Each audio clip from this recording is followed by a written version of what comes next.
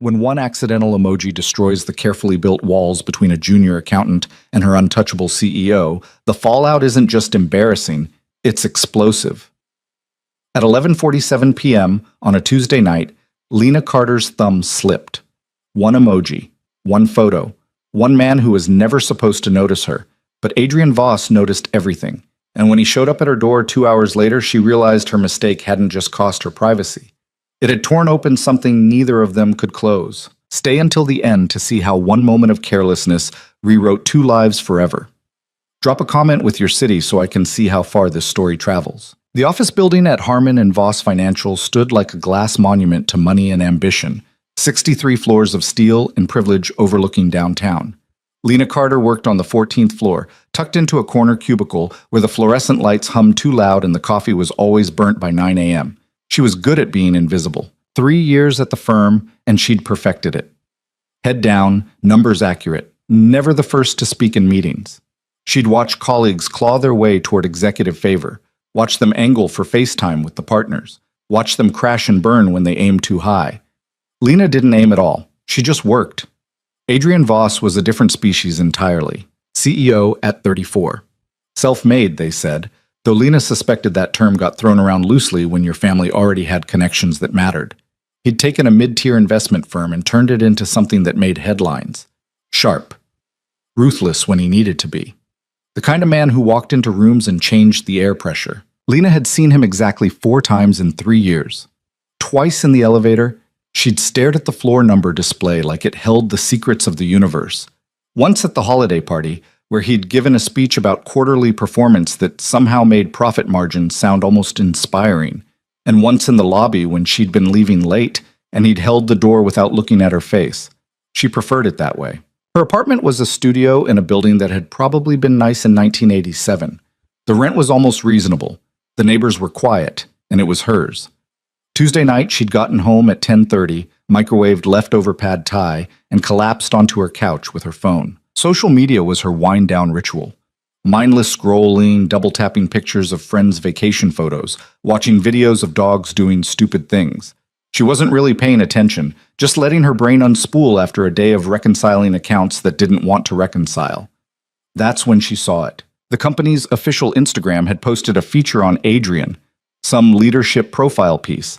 The photo showed him in his office, leaning against his desk, arms crossed, black shirt, sleeves rolled up. The photographer had caught him mid-sentence, probably answering some question about his business philosophy or morning routine or whatever the hell executives talked about in puff pieces. He looked good. Annoyingly good. Lena scrolled past it, then scrolled back. She didn't follow this company account. Why would she? But the algorithm had decided she needed to see it. She zoomed in slightly, taking in details she'd never noticed in person. The watch that probably cost more than her car. The way his jaw was set. Like even in a staged photo, he was thinking 3 moves ahead. Her thumb hovered over the screen.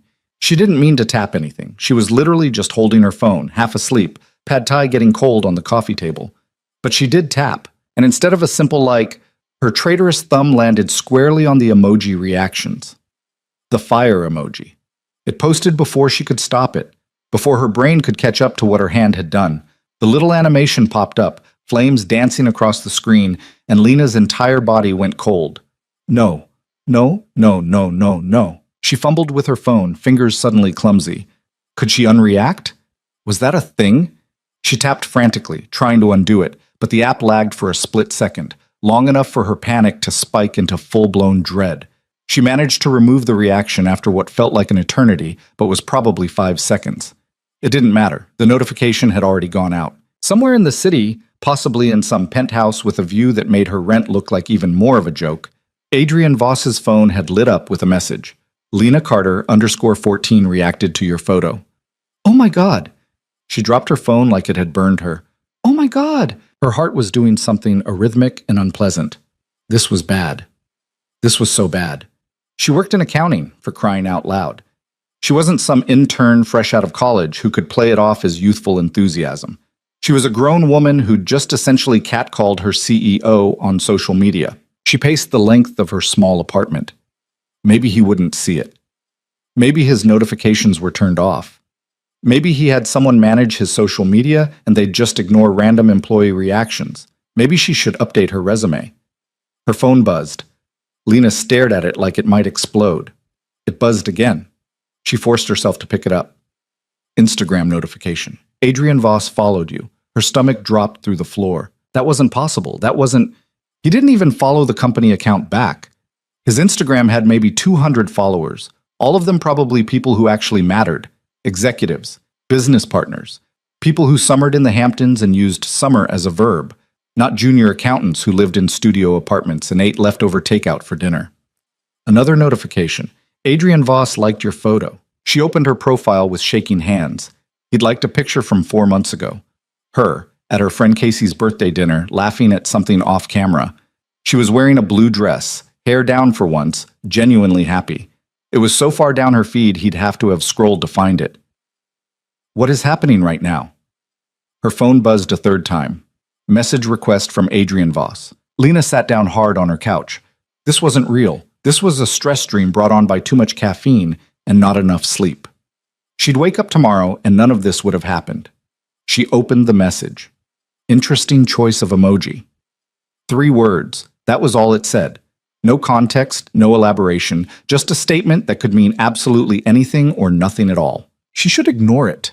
Delete the message request. Set her account to private. Maybe fake her own death and move to a different city. Instead, her fingers typed, "Accident. I'm so sorry." The response came so fast he must have been waiting. Was it? 2 words this time. Somehow worse than 3. Lena's brain was short-circuiting. What did that mean? Was he angry? Amused? Was this some kind of test? She tried to imagine what HR would say about this situation and came up blank because this situation was so far outside normal parameters that no employee handbook had prepared her for it. She typed and deleted 4 different responses before settling on, yes, completely. I wasn't paying attention. The typing indicator appeared.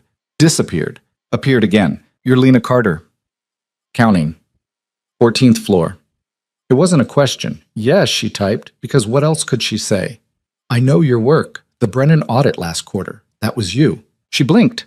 The Brennan audit had been a nightmare. A tangled mess of offshore accounts and creative bookkeeping that had taken her 6 weeks to untangle.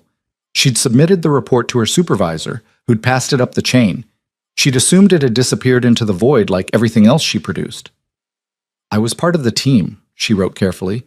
You found the discrepancy everyone else missed. Saved the firm a lawsuit. Her chest did something complicated. He knew her work. Adrian Voss knew her work. Just doing my job. You're good at it. She stared at those 4 words for a long moment. This conversation had veered so far from where she'd expected it to go that she had no map, no script, no idea what came next. Thank you, she finally typed. The typing indicator appeared again. This time it stayed for almost a minute. I'm downstairs. Lena read the message 3 times. What? Your building. I'm downstairs. Apartment 4C, right? Her blood turned to ice. How do you know where I live? Employee records. Are you going to let me up, or should I wait in the lobby? This was insane. This was beyond insane. It was nearly midnight on a Tuesday, and her CEO was apparently standing in her lobby asking to come up to her apartment. She should say no. She should block him and call someone. HR? The police? A therapist? Why are you here? She typed. Because you reacted to my photo with a fire emoji at 11:47 p.m., then panicked and deleted it. Because you've worked at my company for 3 years and never once tried to get my attention. Because I want to know if it was really an accident. And if it was, then I'll apologize for showing up uninvited and leave. And if it wasn't? The reply came instantly. Let me up and find out. Lena's hands were shaking. This was a bad idea. This was potentially the worst idea in a lifetime of generally safe, sensible choices. Adrian Voss wasn't just her CEO, he was untouchable, powerful, the kind of man who existed in a different atmosphere than people like her. She should tell him to leave. She buzzed him in. The 60 seconds it took for him to reach her door felt like an hour. She looked around her apartment with fresh horror. The dishes in the sink, the laundry draped over the chair, the stack of paperbacks on the floor because she'd run out of shelf space. This wasn't a place designed for visitors, especially not visitors who probably had penthouses with floor-to-ceiling windows and furniture that cost more than her annual salary. The knock was firm, confident. Lena smoothed down her shirt, an old college sweatshirt with a coffee stain near the hem, and opened the door. Adrian Voss stood in her hallway, and he was somehow more real than he'd ever been in the elevator or across a crowded lobby. Tall, close to 6'2". Dark hair that looked like he'd run his hands through it recently. Those same rolled sleeves from the photo. He'd loosened his collar, and there was something about seeing him slightly undone that made her mouth go dry. "Hi," he said. "Hi." Her voice came out steadier than she felt. "Can I come in?" She stepped back and he walked past her into the apartment. He didn't look around with judgment or amusement. He just looked at her. "You want to sit?" she asked, gesturing vaguely at the couch. "Sure." They sat. Not close, but not far enough that she couldn't smell his cologne. Something expensive and subtle that probably had a French name. "This is weird," Lena said, because someone had to say it. "Yeah." He almost smiled. "It is. You shouldn't be here." "Probably not. I could report this to HR." "You could." He leaned back slightly, completely at ease. "Will you?" "I don't know yet. I'm still trying to figure out what's happening." "What's happening," Adrian said slowly, "is that I saw a notification from someone I've noticed for months, and instead of ignoring it like I should have, I decided to do something about it." Lena's brain snagged on one word. "Noticed? You think I don't pay attention to what happens in my own company?" He shifted, angling toward her. "You're careful, Lena, competent. You don't play politics, you don't chase promotions you haven't earned, and you're the only person on the 14th floor who's never once tried to engineer a conversation with me. Because that would be inappropriate. And yet here we are." She didn't have a response to that. "The emoji," Adrian said. "Was it really an accident?" Lena looked at him, really looked at him. His eyes were dark gray, almost slate. There were faint lines at the corners, like he smiled more than his reputation suggested. His jaw was set in that same way it had been in the photo, but this close she could see the slight tension there, like he was holding something back. She could lie. Should lie. Smooth this over and get him out of her apartment and go back to being invisible. "I don't know," she said instead. His expression shifted. Not quite a smile, but something warmer than she'd expected. "That's honest. I was half asleep. I wasn't thinking. But," she hesitated. "Maybe some part of me meant it. I don't know. And now? Now I think my CEO showed up at my apartment at midnight, and I'm trying to figure out if I'm about to get fired or... Or?" She met his eyes. "I don't know what the or is." Adrian was quiet for a moment. Then he said, "I'm going to tell you something, and you're going to think I'm out of my mind." "Pretty sure I already think that." The corner of his mouth lifted. "Fair. But here it is anyway." He leaned forward, elbows on his knees. "I don't do casual. I don't have time for games or half measures or pretending I feel things I don't. When I know what I want, I go after it. And I've known for months that I wanted to talk to you. But there was no good way to do it without it looking like exactly what everyone would assume it was. Which is? Powerful boss pursuing employee, abusive position, all the things HR exists to prevent. And this isn't that?" "I don't know what this is yet," Adrian said, "but I know I saw that notification and I thought, finally, an opening, a reason to stop pretending I haven't been looking for you in rooms you're not in." Lena's heart was doing that arrhythmic thing again. "You can't just say things like that." "Why not?" "Because you're..." She gestured at him, at the space between them. "You're you, and I'm me. This doesn't make sense." Most things that matter don't make sense at first. That's a very CEO thing to say. Stop thinking of me as your CEO for a minute. Kind of hard when you're literally my CEO. Try. She took a breath. Looked at him without the context of office hierarchy or power dynamics. Just a man sitting on her couch, looking at her like she was something worth the trip across the city at midnight.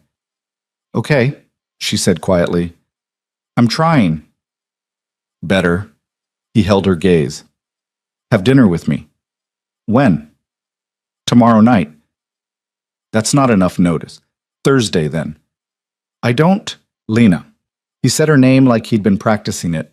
"I'm not going to push. If you want me to leave right now and never mention this again, I will. We go back to our separate floors and separate lives, and this was just a strange night we don't talk about. But if there's any part of you that wants to see where this goes, Have dinner with me. No office, no titles, just you and me in a conversation. Every rational part of her brain was screaming. This was her boss. This was a terrible idea. This would end in disaster. But there was another part, smaller but insistent, that whispered, when was the last time you took a risk? When was the last time someone looked at you like that? One dinner, she heard herself say. One dinner, Adrian agreed. And if it's awful, then we tried and it didn't work. No harm, no pressure. She nodded slowly. Okay. He stood, and she did too. They were close now, close enough that she had to tilt her head back to maintain eye contact. I'll text you details, he said. You have my number? Employee records, remember? Right. The mildly concerning amount of information you have about me. I could say the same about you. You know where I work. Everyone knows where you work. You're on billboards. One billboard. And it was the marketing team's idea. She almost laughed. You should go before my neighbors start asking questions. Probably, but he didn't move immediately. For what it's worth, I'm glad you didn't mean to send that emoji. Why? Because it means you weren't trying to get my attention, which means this is real, not strategic. He left before she could figure out how to respond to that. Lena closed the door and stood in her apartment, pulse still racing, mind spinning. She'd just agreed to have dinner with Adrian Voss, her CEO, the man who'd shown up at midnight because of an accidental emoji. Her phone buzzed. Thursday, 7 p.m. I'll pick you up. And Lena? What? Don't overthink it. She laughed out loud, alone in her apartment. Too late for that. Wednesday passed in a blur of spreadsheets and second-guessing. Lena kept her head down, worked through lunch, and avoided eye contact with everyone. Casey called during her afternoon break. You sound weird, Casey said without preamble. I'm fine. That's exactly what people say when they're not fine. What happened? Lena looked around the empty break room. If I tell you, you have to promise not to judge me. When have I ever judged you? Last month when I ordered pineapple on pizza. That was different. That was a crime against Italian cuisine. This is real life. Spill. So Lena told her. The emoji, the messages, the midnight visit, the dinner invitation. Casey was silent for approximately 3 seconds. I'm sorry. Your CEO showed up at your apartment at midnight because you accidentally fire emojied his Instagram photo? That's the short version, yes. And you said yes to dinner? Apparently I did. Lena Marie Carter. Casey's voice had gone up an octave. This is either the best or worst decision you've ever made, and I can't figure out which. Join the club. What are you going to wear? I haven't thought about it. Liar. You've thought about nothing else since he left. She had, extensively. Her closet was a graveyard of business, casual, and weekend comfort. Nothing that said having dinner with a billionaire CEO who looked at me like I was the only person in the room. I have that black dress, Lena tried. The one from your cousin's wedding 3 years ago? It's classic. It's boring. You need something that says you're taking this seriously, but not so seriously that you're trying too hard. How is there an outfit that communicates all of that? There isn't, but we're going to find something close. I'm coming over tonight. Casey, you don't have to. 7 o'clock, I'm bringing wine. And possibly a priest to talk you out of this. But we'll see how I feel. She hung up before Lena could argue. Thursday arrived with the kind of inevitability that made Lena's stomach tight. She left work early. Actually left early, which she never did, and went home to find Casey already there, somehow having convinced Lena's neighbor to let her in. Breaking and entering? Lena asked. Mrs. Chen loves me. Also, I brought her those cookies she likes. Casey was sprawled on the couch, looking entirely too comfortable. Now strip. Fashion show time. They went through Lena's entire closet. The black dress was vetoed. So was the gray one, the navy one, and what Casey called corporate funeral chic. You own a lot of neutrals, Casey observed. I work in accounting. You're not going to an audit. You're going on a date with a man who probably has his suits custom made in Milan. That's not helping my anxiety. Casey pulled out a dress Lena had bought on impulse 6 months ago and never worn.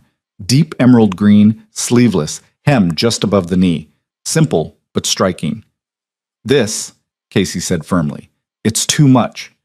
It's perfect. It says you made an effort without trying to be someone you're not.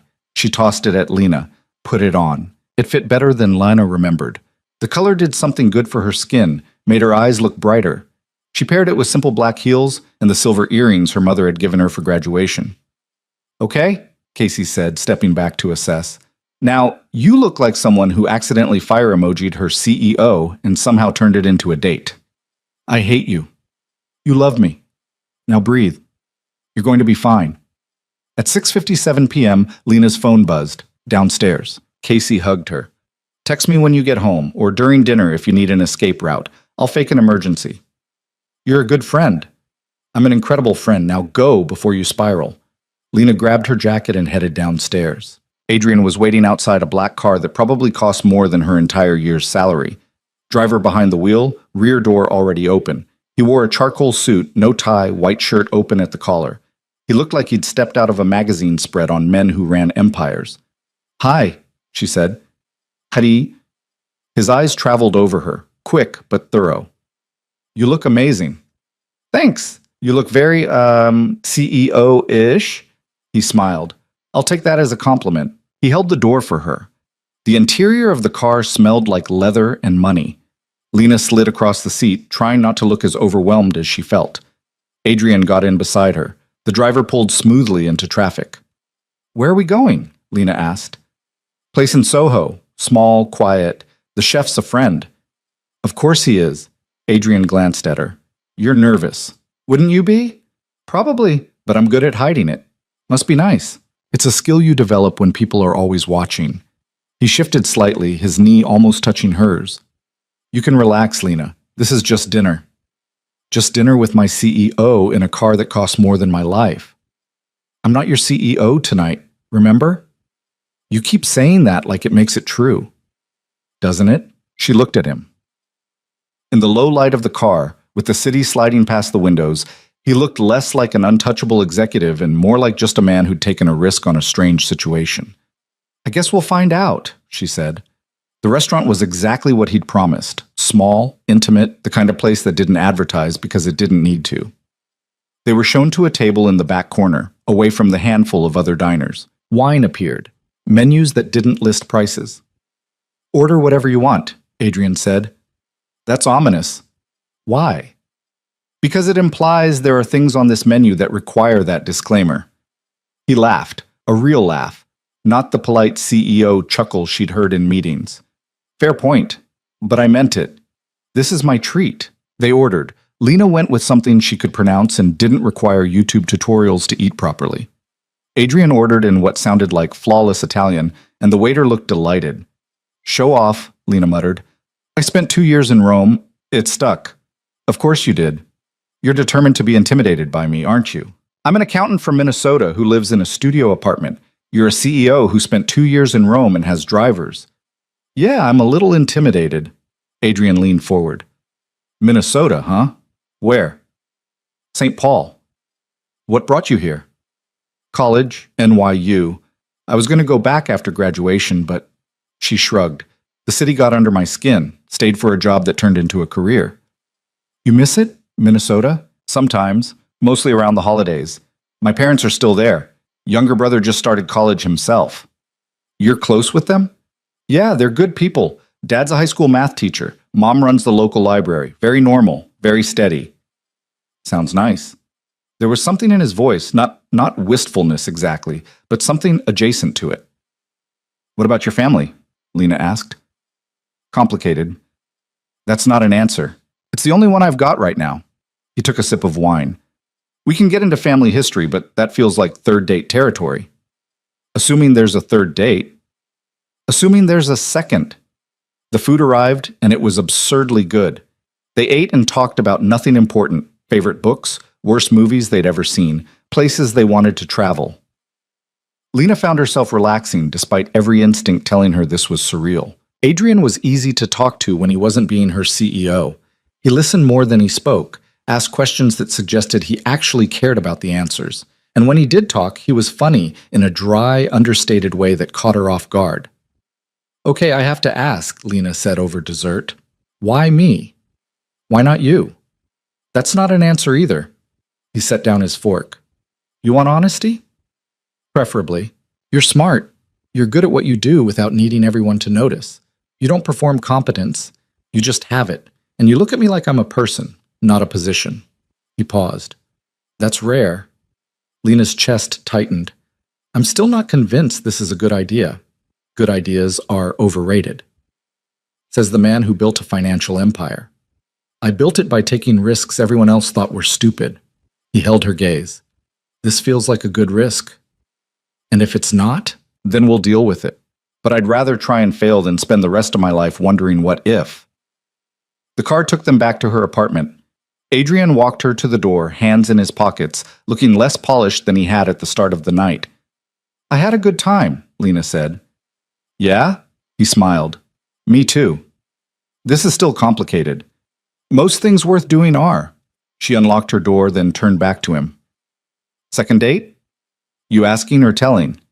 Testing the waters. Then yes. Absolutely yes. He leaned in, and for a second she thought he might kiss her. Instead, he pressed his lips to her forehead, brief, warm, deliberate. Good night, Lena. Good night, Adrian. She watched him walk back to the car, watched it pull away into the night. Then she went inside, closed the door, and let out a breath she didn't know she'd been holding. Her phone buzzed. Saturday? I'll keep it casual this time. Promise. She smiled. Deal.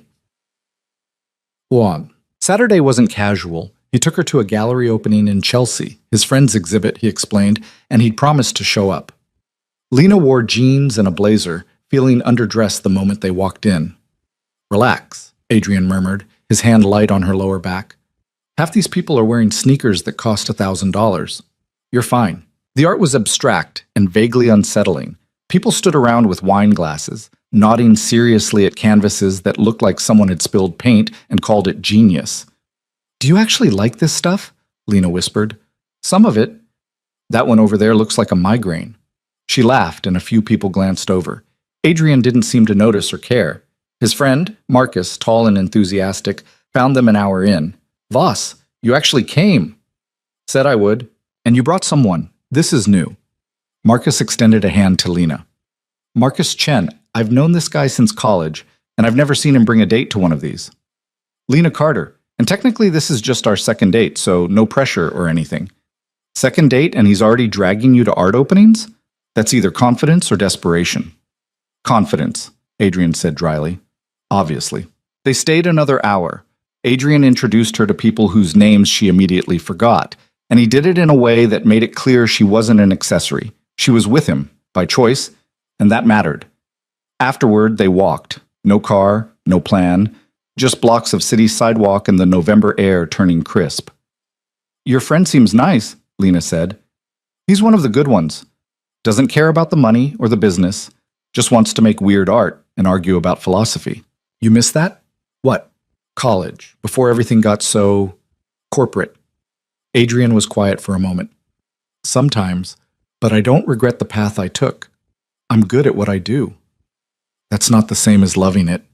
No, he admitted. It's not. They stopped at a corner, waiting for the light to change. Lena looked up at him. Can I ask you something? Always. What do you actually want out of this? Out of whatever this is? Adrian turned to face her fully. The streetlight caught his features, made his expression unreadable for a second before he answered. Something real, he said. I spend most of my life in rooms where everyone wants something from me. A favor, a deal, access. It's exhausting. And then I saw your name on that notification and I thought, here's someone who doesn't want anything, who didn't even mean to get my attention. That felt like a starting point. For what? For whatever comes next. He reached out, tucked a strand of hair behind her ear. I know this is fast, I know it's weird, but I don't want casual, Lena. I don't have the time or the interest. So if that's what you're looking for, tell me now and we can end this before it gets messy. Her heart was racing. And if I'm not looking for casual, then let's see where this goes. The light changed. They crossed the street. Okay, Lena said. Okay? Yeah, let's see where it goes, Ace. Adrian smiled, really smiled, the kind that reached his eyes and made him look younger, less burdened. Good. He took her hand. It should have felt like too much, too soon. Instead, it felt like the most natural thing in the world. They walked for another 20 minutes before finding a cab. Adrian dropped her off with another one of those forehead kisses that made her chest ache in strange ways. Inside her apartment, Lena texted Casey. I think I'm in trouble. Good trouble or bad trouble? Don't know yet. Maybe both. That's the best kind. Over the next 2 weeks, they fell into something that resembled a rhythm. Dinners, walks, a terrible action movie that they left halfway through because neither of them could take it seriously. Adrian texted her throughout the day, not constantly, but enough that she found herself looking forward to her phone buzzing. At work, nothing changed. He didn't seek her out, didn't show favoritism, didn't give anyone reason to suspect anything. It should have felt like a secret, but it didn't. It felt like they were protecting something fragile until it was strong enough to withstand scrutiny. 3 weeks in, he invited her to his place. "Just dinner," he said over the phone. "I'll cook." "You cook?" "I have skills beyond hostile takeovers and quarterly earnings calls." His apartment was in Tribeca, and it was exactly what she'd expected. Floor-to-ceiling windows, minimalist furniture, the kind of kitchen that looked like it belonged in a design magazine. But there were personal touches too, books stacked on the coffee table, a framed photo of him and Marcus at what looked like graduation, a worn leather jacket draped over a chair. "This is nice," Lena said, taking it in. "It's home." He was already pulling ingredients from the fridge. "You like pasta? Who doesn't like pasta?" He cooked, and she watched from the counter, sipping wine and asking questions that made him laugh. The food was good, genuinely good, not just good for someone who probably had a private chef on speed dial. They ate at the dining table, overlooking the city lights. "I could get used to this view," Lena said. "Yeah? Don't let it go to your head." Too late. After dinner, they moved to the couch. Lena tucked her feet under her, feeling more relaxed than she had in years. "Can I ask you something serious?" Adrian said. "But that's an ominous opening. Your work, are you happy there?" She considered the question. "I'm good at it. It's stable. Why?" "Because you're better than what you're doing. The Brennan audit, that should have put you on a different track. And it didn't because your supervisor took credit." Lena blinked. "How do you know that?" "I pay attention. And I don't like seeing talent wasted." "So what are you saying?" "I'm saying you should be in a role that challenges you, that recognizes what you're capable of." "Adrian?" She set down her wine glass. "If you're about to offer me a promotion because we're seeing each other, I'm not. If anything, dating me makes that more complicated, but I'm saying you should want more. And when you're ready, when this," he gestured between them, "is established enough that it doesn't look like favoritism, I want to make sure you get what you've earned." It should have felt patronizing. Instead, it felt like someone finally seeing her clearly. "Okay," she said quietly. "Okay?" "Yeah, when the time's right, we'll figure it out." He pulled her closer, and she let him. They sat like that for a long time, the city sprawling below them, and Lena thought maybe this wasn't such a terrible risk after all. But in the back of her mind, a small voice whispered, "Nothing this good comes without a cost." She ignored it, for now. The first crack appeared on a Wednesday morning in early December. Lena was at her desk, halfway through her second coffee, when her supervisor, Karen, stopped by her cubicle with a stack of files that looked ominous. "New project," Karen said, dropping them with a thud. "Patterson merger, they want a full audit of their subsidiary accounts before we finalize anything." Lena flipped through the top folder. "Timeline? 2 weeks, maybe less if Patterson's team gets antsy. That's not realistic for something this size." Karen shrugged. "Take it up with upstairs. They want it fast, they want it thorough, and they want you on it." "Me specifically?" "You specifically." Karen's expression was unreadable. "Apparently someone thinks you're up for it." She left before Lena could ask who that someone was. Lena stared at the files, unease creeping up her spine. This wasn't normal. Projects this significant didn't just land on junior accountants' desks without explanation. She pulled out her phone, typed a message to Adrian, then deleted it. They'd been careful. So careful. No messages during work hours unless absolutely necessary. No lingering looks in the elevator. Nothing that would give anyone reason to connect them. But this felt connected. Her phone buzzed, a text from Casey. "Lunch today? Need to talk." Lena frowned. Casey's texts were usually full of emojis and exclamation points. This one was flat. "Sure." "Usual place?" "Yeah." Noon. The diner 3 blocks from the office was their regular spot. Booths with cracked vinyl, coffee that tasted like it had been sitting since morning, and waitresses who didn't care if you camped out for an hour. Casey was already there when Lena arrived, picking at a salad she clearly hadn't touched. "Hey," Lena slid into the booth. "What's wrong?" Casey looked up, and her face was tight. "I need to ask you something, and I need you to be straight with me." "Okay?" Are you sleeping with Adrian Voss? The question hit like cold water. Lena's stomach dropped. What? Someone at my office mentioned seeing you two at that gallery opening in Chelsea, together, looking very coupley. Casey, I'm not judging. I mean, I am a little because you didn't tell me it was getting serious, but mostly I'm worried. Because if people are noticing Lena, that's a problem. Lena's mouth had gone dry. We've been discreet. Clearly not discreet enough.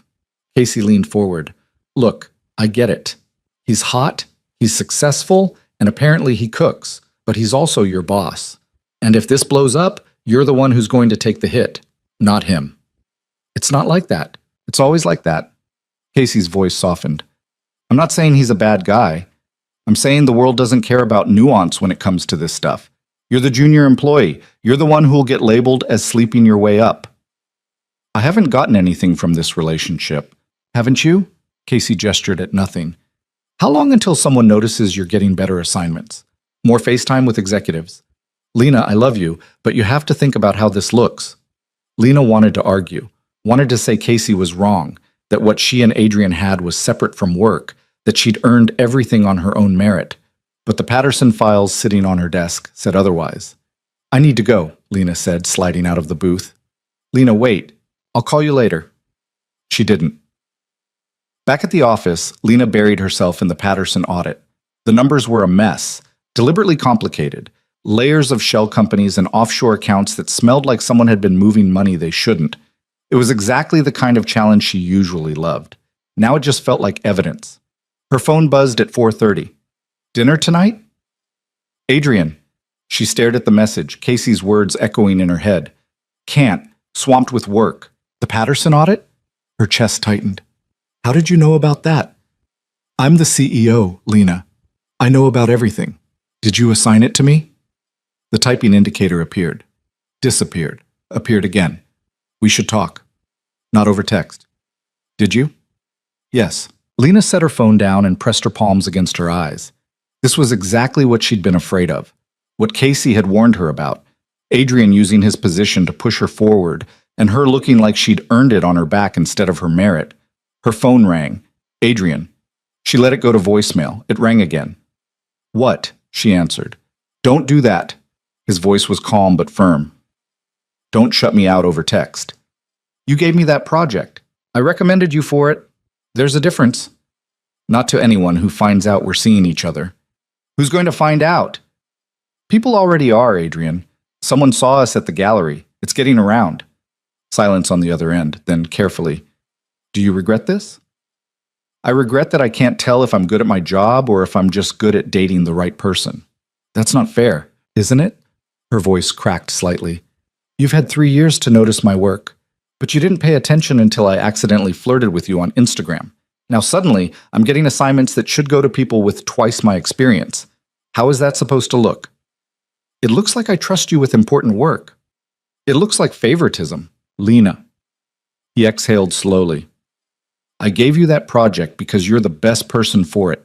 The Brennan audit proved you can handle complex fraud patterns. Patterson is the same type of mess.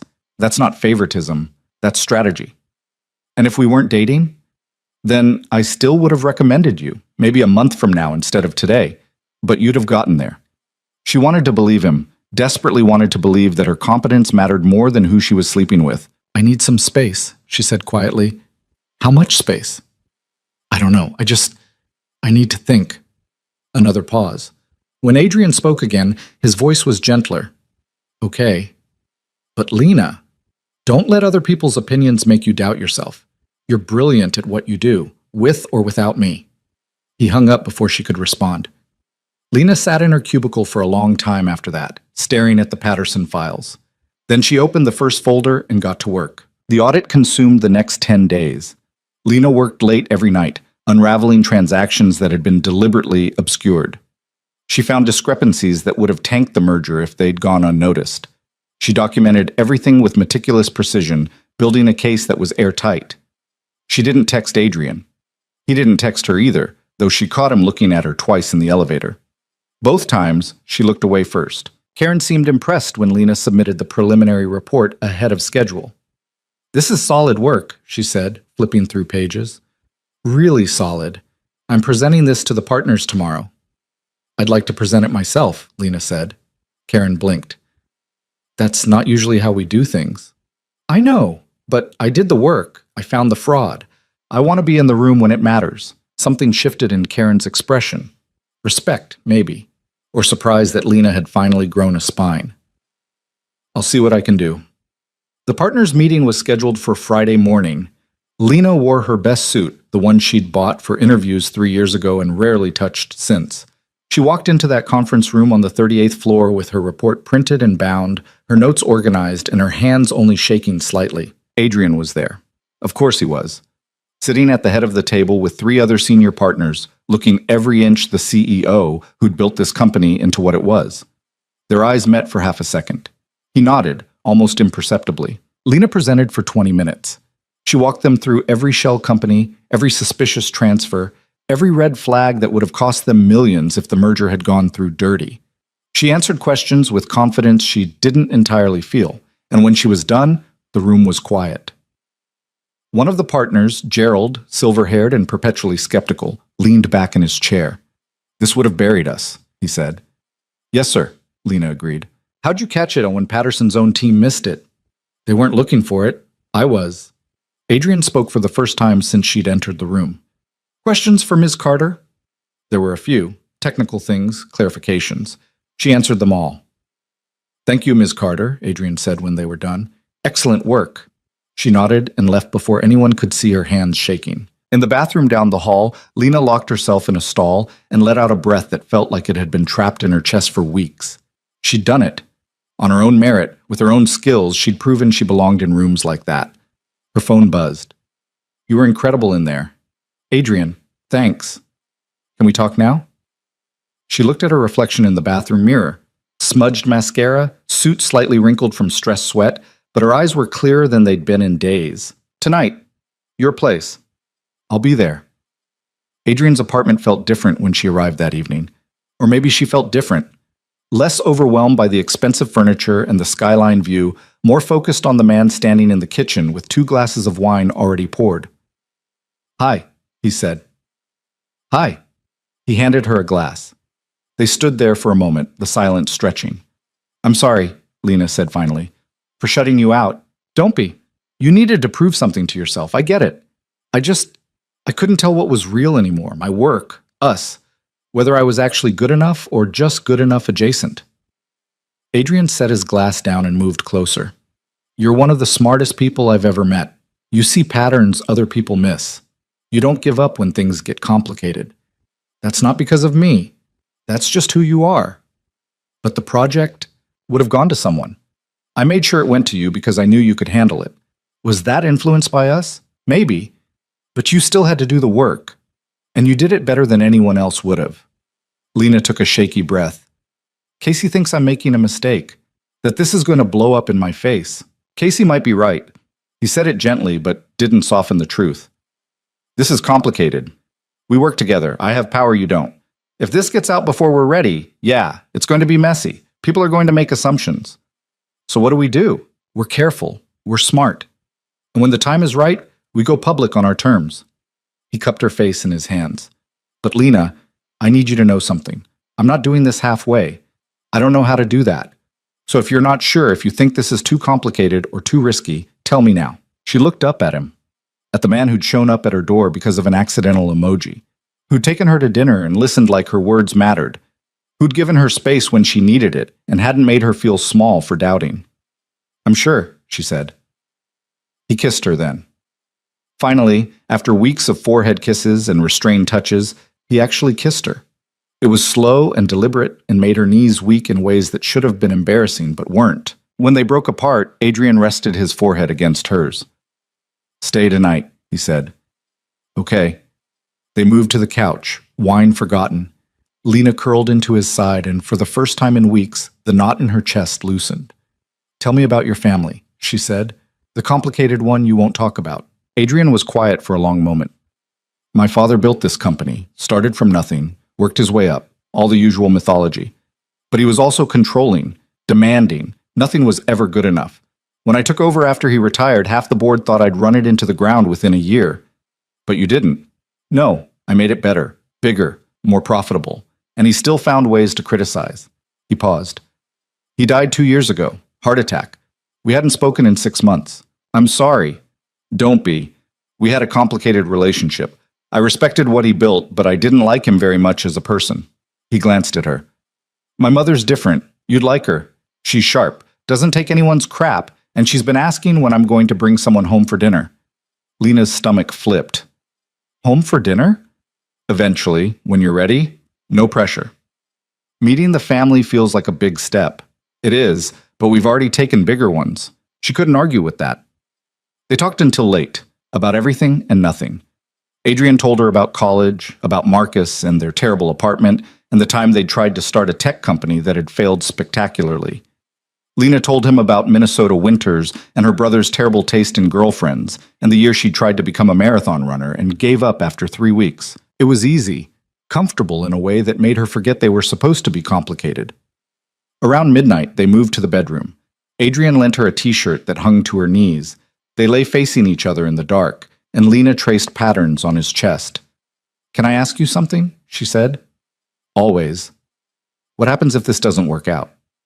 Why are you asking that now? Because I need to know if you've thought about it, if you have an exit plan. Adrian caught her hand, held it against his chest where she could feel his heartbeat. I don't have an exit plan. I don't want one. I told you, I don't do this halfway. That's terrifying. Yeah, it is. He pulled her closer. But some things are worth being terrified for. She fell asleep in his arms, and for once, her brain shut up long enough to let her rest. The morning brought coffee and the smell of something cooking. Lena found Adrian in the kitchen, making eggs like it was the most natural thing in the world. You're very domestic for a CEO, she observed. I have hidden depths. He slid a plate across the counter. Eat, then I'm taking you somewhere. Where? You'll see. An hour later, they were in Central Park. Saturday morning, cold enough that Lena's breath fogged, but clear and bright. Adrian had brought coffee in travel mugs, and they walked the paths like normal people instead of CEO, an employee hiding a relationship. I used to come here when I first took over the company, Adrian said, when everything felt like it was about to collapse, and I couldn't breathe in that office anymore. Does it still feel like that? Sometimes. Less now, because you're better at the job? Because I have something outside the job that matters. Lena stopped walking. You can't say things like that. Why not? Because it's too much, too fast. We've been doing this for, 6 weeks? 7, and I'm not good at pretending I feel less than I do. He turned to face her fully. I know this is fast, I know it's intense, but I've spent 15 years building a company, and in all that time I never once felt like I was missing something. Then you showed up, or didn't show up. You were always there, I just finally noticed, and suddenly everything else feels less important. Adrian, I'm not asking you to feel the same way. I'm just telling you where I am. Lena looked at him, this impossible man who'd rewritten her careful, planned life in a matter of weeks. You're insane. Probably. I'm not there yet, where you are. I know. But I want to be. His smile was bright enough to rival the winter sun. That's enough. They walked for another hour talking about nothing important, and Lena let herself feel happy without questioning it. It wouldn't last. Happiness never did. Not the uncomplicated kind. But for now, it was real. Her phone rang as they were leaving the park. Casey. I should take this, Lena said. Adrian nodded, stepping away to give her privacy. Hey, Lena answered. Hey yourself, you've been avoiding me. I've been busy. With work or with him? Lena sighed. Both. Look, I'm sorry about the other day. I came on too strong. It's your life, your choice. I just worry. I know. And you're not wrong to worry. This is risky. But you're doing it anyway? Yeah, I am. Casey was quiet for a moment. Okay, then I'm here. Whatever happens, I'm here. Thanks, Case. But if he breaks your heart, I'm slashing his tires. That seems fair. They hung up, and Lena felt lighter. Adrian was waiting by the park entrance, hands in his pockets, looking more relaxed than she'd ever seen him. Everything okay? He asked.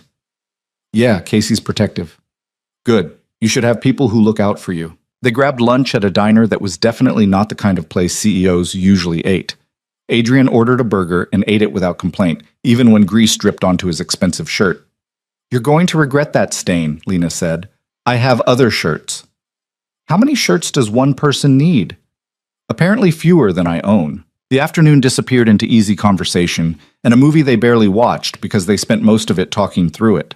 By the time Adrian dropped her off at her apartment that evening, Lena felt steady again. "Thank you," she said before getting out of the car. "For what?" "For being patient, for not pushing. I told you, I'm in this. However long it takes." She kissed him goodbye, and it felt less like an ending and more like a beginning. Inside her apartment, Lena's phone buzzed with a message from a number she didn't recognize. "You should be careful who you trust." Her stomach turned cold. Who is this? No response. She stared at the message for a long time before screenshotting it and sending it to Adrian. His call came within 30 seconds.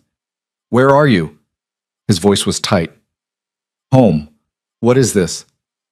"I don't know, but I'm coming over." "Adrian, it's probably nothing." "It's not nothing. Lock your door. I'll be there in 10 minutes. He hung up before she could argue. Lena locked her door and checked it twice.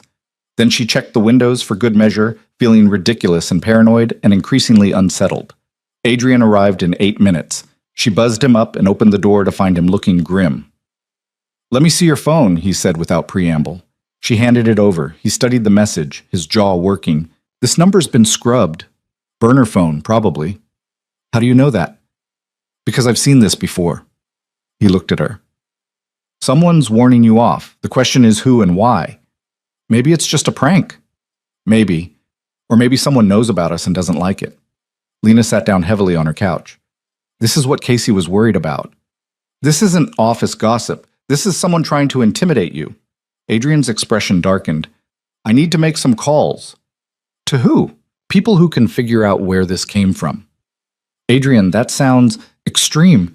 "It is, but I don't take threats to people I care about lightly." The casual way he said it, "people I care about," made her chest tight. "What if it's about work?" Lena asked. "The Patterson audit. I exposed fraud. Maybe someone's unhappy about that." Adrian considered this. "That's possible. Patterson had connections to some people who don't like being embarrassed. So this might not even be about us. Either way, we're taking it seriously." He sat beside her. "I'm going to have security do a sweep of your building, and I want you to vary your routine for the next few weeks. Different routes to work, different times. You're scaring me." "Good. You should be a little scared. Scared keeps you careful." She wanted to argue, wanted to say he was overreacting, but the message on her phone was still there, cold and threatening. "Okay," she said quietly. Adrian pulled her against him, and she let herself be held. "I'm not going to let anything happen to you," he said. "You can't promise that. Watch me." That night, Adrian didn't leave. He stayed on her couch, checking his phone periodically, and when Lena finally went to bed around 2 a.m., she felt safer knowing he was there. But sleep didn't come easy, because somewhere out there, someone was watching, and they didn't want her close to Adrian Voss. The second message came 3 days later. Lena was walking to the subway after work when her phone buzzed. Different number, same scrubbed format. "He's using you. Walk away while you still can." Her hands went cold despite her gloves. She stopped in the middle of the sidewalk, people streaming around her like water around a stone. The number was different, but the intention was the same. Someone wanted her scared. It was working. She called Adrian immediately. "Another one?" he asked without preamble. "Yeah." "Forward it to me. Are you still at the office?" "I'm 2 blocks away, heading to the subway." "Don't. Stay where you are. I'm sending a car."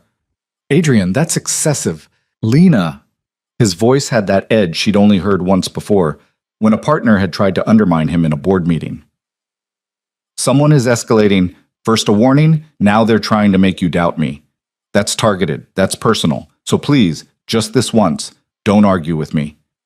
She wanted to push back, wanted to insist she could take care of herself. But her heart was hammering, and her skin felt too tight, and she was tired of pretending this wasn't frightening. "Okay," she said quietly. The car arrived within minutes. A sleek black sedan with tinted windows and a driver who nodded at her without speaking. The ride to Adrian's building took 15 minutes through evening traffic, and Lena spent all of it staring at the message.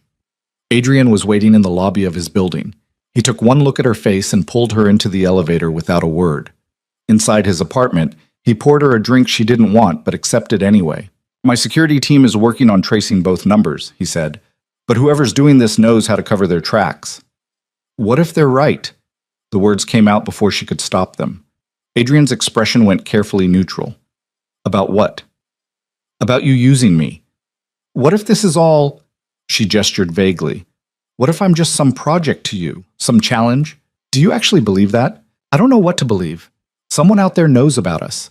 Knows enough to target me specifically. And I keep thinking about what Casey said about how this looks from the outside. Adrian set his glass down with a controlled precision that somehow felt dangerous. I need you to listen to me very carefully. I am not using you. I have never used you. What we have is real, and it has nothing to do with your position at my company or what you can do for me professionally. Then why is someone trying so hard to break us up? Because I have enemies, people who'd love to see me distracted or vulnerable. People who lost money when we exposed the Patterson fraud. People who think they can get to me through you. Lena's stomach dropped. This is because of the audit. Probably. Patterson had silent partners, the kind who don't like being embarrassed or losing investments. And now they're coming after me because I did my job? They're coming after you because you're connected to me. If you were just the accountant who found the fraud, they'd have moved on. But you're the accountant who's sleeping with the CEO who greenlit the investigation. That makes you leverage. The word made her feel sick. I'm leverage. To them. Not to me. Never to me. He moved closer, his hands framing her face. But this is exactly what I was afraid of. This is why I wanted to keep us quiet until we were ready. Because my world isn't safe, Lena. It's competitive and ruthless and full of people who see kindness as weakness. So what do? We don't let them win. We stay together, we stay smart, and we let my security team figure out who's behind this. And if they escalate beyond scary text messages, something shifted in Adrian's expression. Something cold and absolutely certain. Then they'll learn very quickly that threatening you was a mistake. The intensity in his voice should have scared her. Instead, it made her feel safer than she had in days. I don't want you doing anything illegal, she said. I won't have to. I have lawyers, investigators, and enough connections to make life very difficult for whoever's doing this, all within legal boundaries. Promise me. I promise. He kissed her forehead. But I also need you to promise me something. What? If anything feels off, a strange call, someone following you, anything, you tell me immediately. No convincing yourself it's nothing. No trying to handle it alone. Lena nodded. Okay? I mean it. I know. Okay. They spent the evening in relative silence. Adrian made dinner, pasta again, because apparently that was his comfort food, and they ate while he worked on his laptop and she read a book she couldn't focus on. It was domestic and normal and completely at odds with the threat hanging over them. Around 10, Adrian closed his laptop and looked at her. Come to the Hamptons with me this weekend. Lena blinked. What? I have a house there, small, private, on the beach. We could both use a break from the city. Adrian, we can't just run away. We're not running. We're regrouping. And frankly, you'll be safer there than in your apartment. Is it that bad? I don't know yet, but I'd rather overreact and keep you safe than underreact and regret it. She wanted to argue. Wanted to insist this was all overblown. But 2 threatening messages in 3 days said otherwise. Just the weekend? She asked. Just the weekend. I'll have you back Sunday night. Okay. His relief was visible. Good. But I'm telling Casey where I'm going. I'd expect nothing less. Friday afternoon, they left the city in Adrian's car, not the sedan with the driver, but a silver Audi he apparently kept in a garage somewhere and rarely drove. Lena watched the buildings give way to highway, then trees, then eventually the kind of sprawling properties that screamed old money. Small house, huh? She said when they pulled up to a 2-story beach house that was definitely not small. Everything's relative. The interior was exactly what she'd expected. Expensive but understated, lots of windows overlooking the ocean, furniture that looked comfortable instead of just decorative. Adrian dropped their bags in the entrance and immediately headed for the kitchen. Wine? He called. It's 4 in the afternoon. We're on vacation, different rules. She found him pulling a bottle from a wine fridge that probably cost more than her car. How often do you come here? Not often enough. Maybe once a month if I'm lucky. That seems like a waste. It is. But my mother loves it here, so I keep it maintained for her. Your mother comes here? She used to own it. Gave it to me when she downsized after my father died. He poured 2 glasses. She'll probably show up at some point this weekend. Fair warning. Lena nearly dropped her glass. What? I mentioned I was coming out here. She invited herself. That's how she operates. Adrian, I'm not ready to meet your mother. She's not scary. Well, she is, but not in a bad way. That doesn't help. He handed her the wine and led her to the deck overlooking the ocean. The beach was empty, waves rolling in steady and eternal. She's going to have questions, Lena said. Probably. And opinions. Definitely. You're not helping my anxiety here. Adrian sat in one of the deck chairs and pulled her down beside him. My mother is brilliant, opinionated, and fiercely protective. She's also the only person whose opinion I actually care about. If she likes you, and she will, then nothing else matters. And if she doesn't, then I'll deal with it. But Lena, she's going to like you. How can you possibly know that? Because I like you, and she trusts my judgment. That seems like circular logic. Welcome to family dynamics.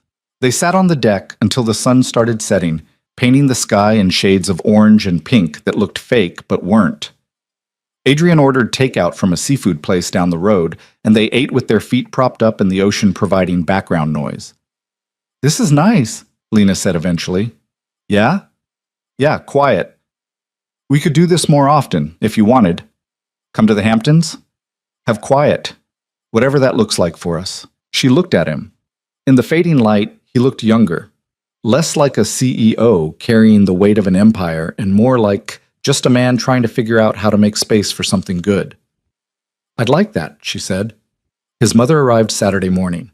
Lena was still in bed when she heard voices downstairs, Adrian's low rumble and a woman's voice that was warm but commanding. She bolted upright, suddenly very aware that she was wearing one of Adrian's t-shirts and nothing else. Lena? Adrian called up the stairs. You awake? Give me 5 minutes. She scrambled into jeans and a sweater, ran a brush through her hair, and tried to look like someone who belonged in this house. When she came downstairs, Adrian was in the kitchen with a woman who could only be his mother. Claire Voss was in her early 60s, tall and elegant in a way that suggested she'd never had an awkward phase in her life. Her hair was silver blonde, cut in a sharp bob, and her eyes were the same slate gray as Adrian's. You must be Lena, she said, extending a hand. I've heard absolutely nothing about you, which means you're important. Lena shook her hand, trying not to feel like she was being evaluated. It's nice to meet you, Mrs. Voss. Claire, please. Mrs. Voss makes me sound like I'm about to serve you tea and judge your posture. She glanced at Adrian. You didn't mention she was pretty. I told you she was smart. You tell me all your employees are smart. Pretty is more interesting. Lena's cheeks heated. Adrian just looked amused. Coffee? He offered. Please, Lena said. They sat at the kitchen island while Adrian made coffee with the kind of competence that suggested he'd been making his mother coffee his entire life. Claire watched Lena with open curiosity. So, Claire said, you work in accounting. Yes, ma'am. And you're dating my son despite the inherent power imbalance and potential HR nightmare. Lena nearly choked on air. Yes, I guess that's accurate. I guess. Good. I like honesty. Claire accepted a mug from Adrian. He needs someone who's not afraid to call him on his nonsense. Mom. What? You do. You're brilliant, but you have a tendency to think you're right about everything. It's exhausting. Adrian sighed. This is why I don't bring people home. You don't bring people home because you haven't dated anyone worth bringing home in 5 years. Claire turned back to Lena. Tell me how you two met. Lena glanced at Adrian, who looked faintly pained. I accidentally sent him a suggestive emoji on Instagram, she said. Claire blinked. Then she started laughing, a genuine, delighted sound. Oh, that's perfect. That's absolutely perfect. It was mortifying at the time, Lena admitted. I'm sure, but it got his attention, which I assume was the point. It actually wasn't. It was a complete accident. Even better. Claire looked at her son with something like affection. You showed up at her apartment, didn't you? How did you? Because you're your father's son. When James wanted something, he went after it directly. Sometimes too directly. She sipped her coffee. But he usually knew what was worth chasing. There was sadness in her voice, buried under the casual observation. Adrian's expression softened. How are you doing? He asked quietly. I'm fine, better. Some days are harder than others, but I'm fine. Claire straightened. But we're not here to talk about me. I want to know about Lena. They spent the next hour talking. Claire asked questions that were pointed but not intrusive, clearly trying to figure out who Lena was beyond the job title. Lena found herself relaxing despite the scrutiny. Claire was intimidating but not unkind, and there was a warmth to her that suggested she genuinely wanted to like whoever Adrian had brought home. Eventually, Claire stood. I'm going for a walk. You two enjoy your weekend. And Lena? Yes? He's difficult sometimes. Stubborn, workaholic, terrible at asking for help. But he's good. And if he's brought you here, it means you matter. Don't take that lightly. She left before Lena could respond. Adrian leaned against the counter, looking somewhat shell-shocked. That went better than expected. Did it? She didn't threaten you or give you a background check. That's practically a ringing endorsement. Lena laughed. Your family is intense.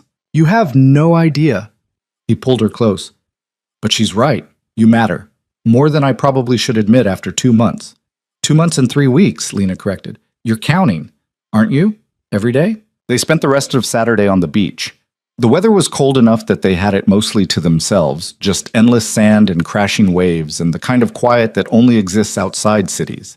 Adrian pointed out landmarks, a jetty where he'd learned to fish, a stretch of beach where he'd once found a sand dollar intact. You were a beach kid, Lena observed. Summers, yeah. My mother insisted, said I needed to know there was more to life than boardrooms and balance sheets. She's smart. She's terrifying, but yes, also smart. That evening, Claire joined them for dinner at a restaurant that overlooked the water. She told stories about Adrian as a child, serious even then, always reading, always asking questions that adults found uncomfortable. Adrian bore it with remarkable patience, only occasionally interjecting to correct the record. He brought home a stray cat when he was 8, Claire said. Filthy thing, half wild. I told him we couldn't keep it. He gave me a 30-minute presentation on responsibility and commitment, PowerPoint slides and everything. I was very persuasive, Adrian said. You were insufferable, but you took care of that cat for 12 years, so I suppose you proved your point. Lena watched them, this easy dynamic between mother and son, and felt a pang of homesickness for her own family. She hadn't been home in 8 months, hadn't called her parents in weeks. You okay? Adrian asked quietly. Yeah, just thinking about my mom. You should call her, or better yet, we could visit, if you wanted. You want to meet my parents? Eventually, when you're ready. Claire was watching them with something like approval. I like her, she announced to Adrian as if Lena wasn't sitting right there. I know you do. Don't mess this up. I'll do my best. Sunday morning, they drove back to the city. Lena felt recharged in a way she hadn't expected, like the weekend had given her space to breathe and remember that this thing with Adrian wasn't just stress and threats. It was also good. But the feeling lasted exactly as long as it took to get back to her apartment. There was an envelope taped to her door. Adrian saw it first. His entire body went rigid. Don't touch it. It's just an envelope, Lena, don't touch it. He called someone while she stood there, heart pounding. Within 20 minutes, 2 men in suits showed up. Security, Adrian explained. Private investigators he'd hired. They photographed the envelope from every angle before carefully removing it. Inside was a single photograph of Lena and Adrian on the beach yesterday. Someone had been watching. Lena's legs went weak.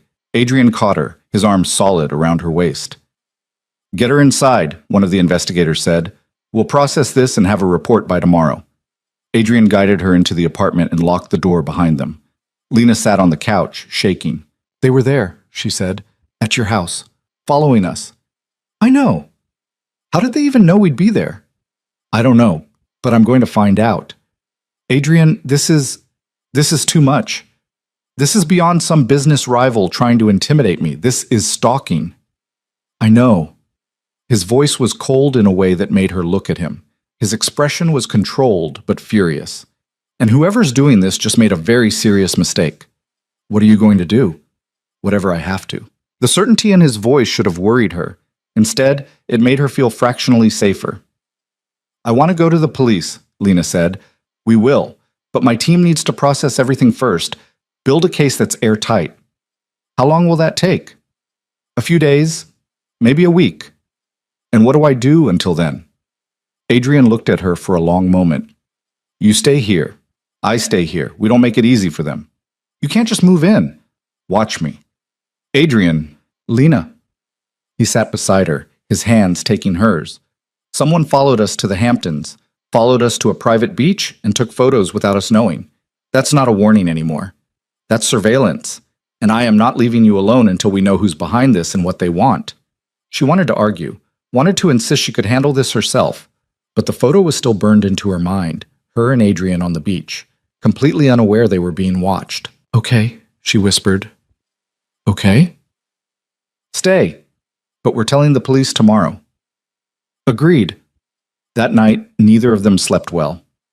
Lena kept checking her phone for new messages. Adrian kept checking the locks on her door and windows like they might spontaneously open. Around 3 a.m., she found him standing at her window, staring out at the street below. Come to bed, she said. I'm trying to figure out who knew we'd be at the beach house. Does it matter right now? Yes. Because it means someone close to me is talking. Someone who knew my plans. Lena's stomach dropped. You think someone at your company is involved? I think information is currency, and someone's selling mine. That's paranoid. That's experience. He turned to look at her. I've built my career on reading people, Lena, on knowing who to trust and who's waiting for me to turn my back. And someone very close to my inner circle just sold out my weekend plans. What are you going to do about it? Find out who. Then make sure they can't do it again. The coldness in his voice made her shiver. This was a side of Adrian she hadn't seen before. The ruthless CEO who'd built an empire by being smarter and more brutal than his competition. Don't do anything that'll get you in trouble, she said. I won't have to. Betrayal has consequences all on its own. Monday morning brought answers Lena wasn't sure she wanted. Adrian's security team called at 8 a.m. The photo had been taken with a telephoto lens from a public access point on the beach. The envelope had no prints, no DNA, nothing useful. But they'd traced the pattern of messages and surveillance back to a source. Malcolm Patterson. The man whose fraud Lena had exposed. He's retaliating, Adrian said, pacing her apartment with his phone pressed to his ear. He lost his company, his reputation, and about $40 million because of that audit. And he blames both of us. Lena felt cold. What does he want? Adrian listened to whoever was on the other end of the line, his expression darkening. Understood. Keep digging. He hung up and looked at her. Patterson's made threats before. To other people who've crossed him. Usually they're empty, just trying to save face. But this feels different. Different how? More focused, more personal. He's not just angry about the money. He's angry that I chose to investigate him in the first place, and that you were good enough to find what his own people missed. So what do? We go to the police with everything we have, and then I make some calls of my own. To who? People who can make Patterson's life very uncomfortable very quickly. Lena grabbed his arm. Adrian, you can't. I'm not going to hurt him. I'm just going to remind him that threatening people I care about has consequences. Legal, financial, professional consequences. Promise me you won't do anything illegal. He looked at her and his expression softened. I promise. But Lena, I need you to understand something. I've spent 15 years in a world where showing weakness gets you destroyed. And you? He touched her face. You're the first thing in a very long time that's made me feel like there's more to life than winning. I'm not going to let anyone take that away. I'm not asking you to let them win. I'm asking you to be smart about this. I am being smart. Smart means overwhelming force applied strategically. Patterson will regret coming after you. They went to the police that afternoon, filed reports, handed over evidence, sat through questions that felt invasive and inadequate. The detective, a woman named Rodriguez, who looked tired and competent, assured them they'd investigate. How long will that take? Lena asked. Hard to say. Could be weeks. Could be months. Depends on what we find. And until then, stay vigilant. Vary your routine. If you see anything suspicious, call us immediately. It wasn't enough. Lena could see it in Adrian's face, the frustration that law enforcement moved too slowly for someone used to making things happen. Outside the police station, Adrian made a call. Marcus, I need your help with something. Lena couldn't hear the other side of the conversation, but she heard Adrian's side clearly enough. Patterson. Yeah, I need everything. Financials, associates, current projects, everything. A pause. Because he's threatening Lena, and I'm about to make him very sorry he did. He hung up and looked at her. Marcus has connections, people who specialize in finding information others want buried. That sounds illegal. It's not. It's just thorough. Adrian, I know what I'm doing. Do you? Because from where I'm standing, you're about to start a war over me. Yes, he said simply. I am. The certainty in his voice terrified and comforted her in equal measure, because Malcolm Patterson had made one critical miscalculation. He'd threatened the only thing Adrian Voss cared about more than his company, and that was a mistake he was about to pay for. Within 48 hours, Adrian had more information on Malcolm Patterson than Patterson probably had on himself. Marcus delivered it personally, showing up at Adrian's apartment Tuesday evening with a tablet full of files and a grim expression. Your instincts were right, Marcus said, sliding the tablet across the dining table.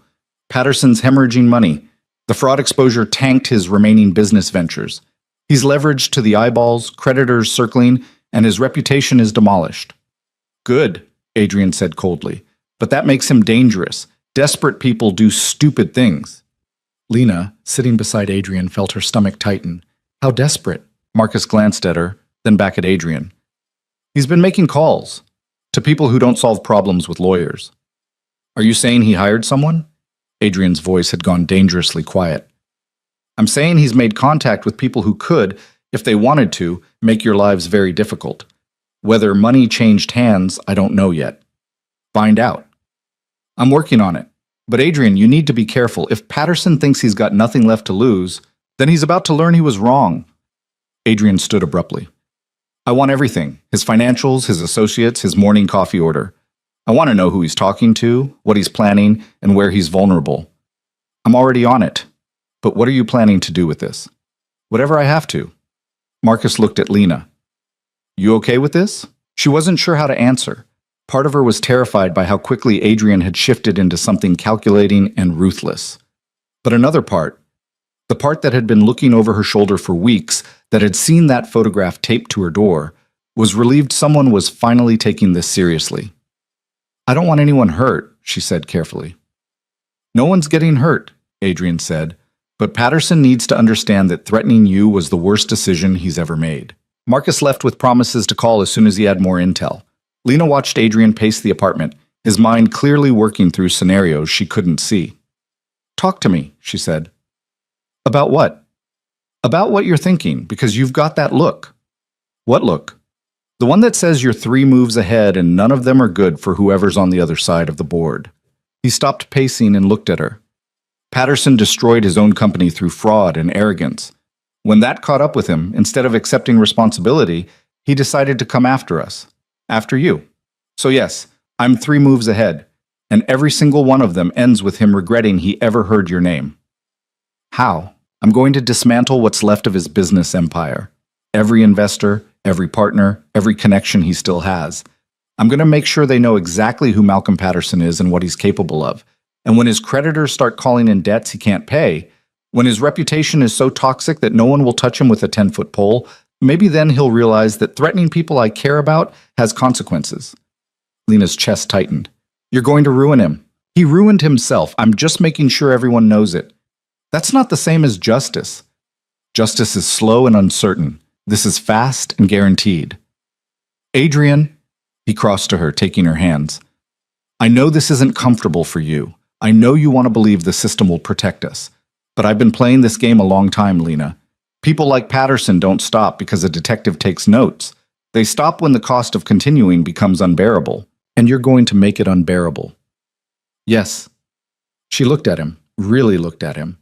This was the man who'd built an empire by being smarter and more ruthless than his competition, who'd taken a struggling firm and turned it into something that made headlines. She'd seen glimpses of that intensity before, but always directed at business problems, abstract challenges. Now it was directed at protecting her. I don't want you to become someone you're not because of me, she said quietly. His expression softened. I'm not becoming anyone. This is who I've always been. You're just seeing it applied to something that actually matters. Wednesday morning, Lena went to work with a security detail she didn't want but couldn't refuse. 2 men in suits who followed at a discreet distance, scanning every face in the subway, every person who got too close. It should have made her feel safer. Instead, it made everything feel more real. Karen noticed immediately. What's with the bodyguards? She asked, appearing at Lena's cubicle with coffee and curiosity. Long story. I've got time. Lena hesitated. She'd kept her relationship with Adrian quiet for months, but the security detail made that impossible. Someone's been threatening me. It's related to the Patterson audit. Karen's expression shifted to concern. Threatening how? Messages. Following me. It escalated. Have you gone to the police? Yes. They're investigating, but in the meantime, she gestured vaguely at the security presence. Does Adrian know? The question was casual, but Lena caught the subtext. Why would you ask that? Because you've been different the last few months, more confident, and I've seen the way he looks at you when he thinks no one's watching. Lena's stomach dropped. Karen, relax. I'm not HR. And honestly, if you can handle Adrian Voss, you're braver than most. She sipped her coffee. Just be careful. Office relationships are complicated enough without adding death threats. They're not death threats. Yet. But Lena, seriously, be careful. And if you need anything, let me know. She left before Lena could figure out how to respond. The rest of the day passed in a blur of spreadsheets and anxiety. Lena kept checking her phone, waiting for updates from Adrian or the police or anyone who could tell her this was almost over. Instead, at 3:30 her phone rang. Unknown number. Her security detail was beside her instantly. Don't answer it, one of them said. It could be important. Or it could be him. Let it go to voicemail. She did. 30 seconds later, her voicemail notification pinged. The message was brief and made her blood run cold. You cost me everything. Patterson's voice was rough, angry. I hope he's worth it. Because when I'm done, you'll both wish you'd left well enough alone.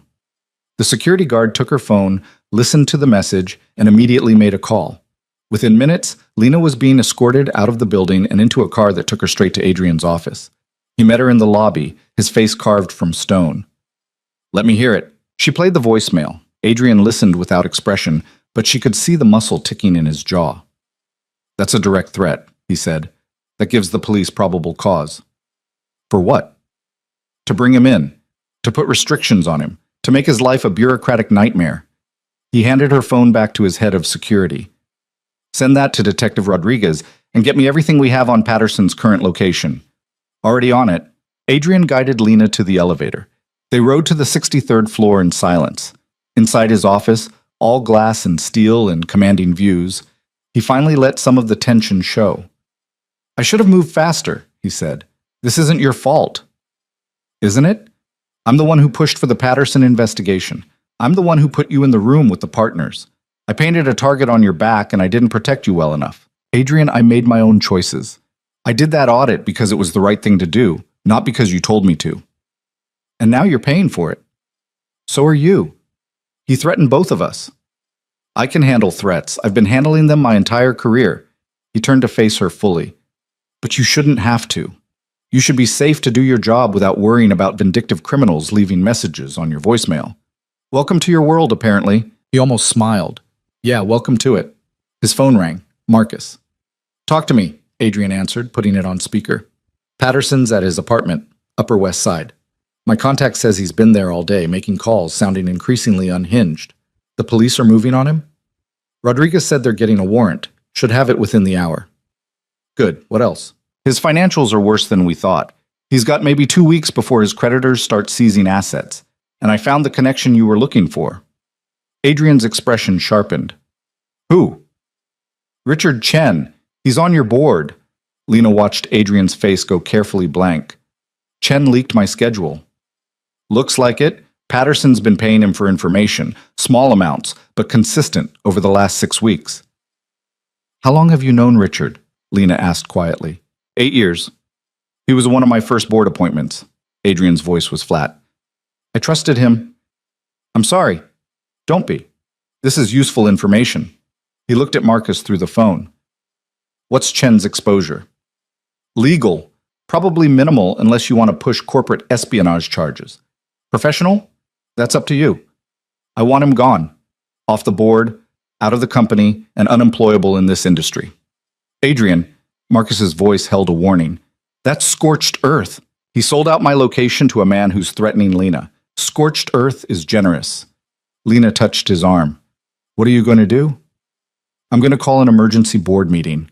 I'm going to present evidence of Chen's betrayal, and I'm going to make sure everyone in our industry knows exactly what he did. He'll never work at this level again. That's cruel. That's consequences. Adrian's eyes were cold. He had a choice. He chose wrong. Now he lives with it. Marcus sighed through the phone. I'll send you everything I have.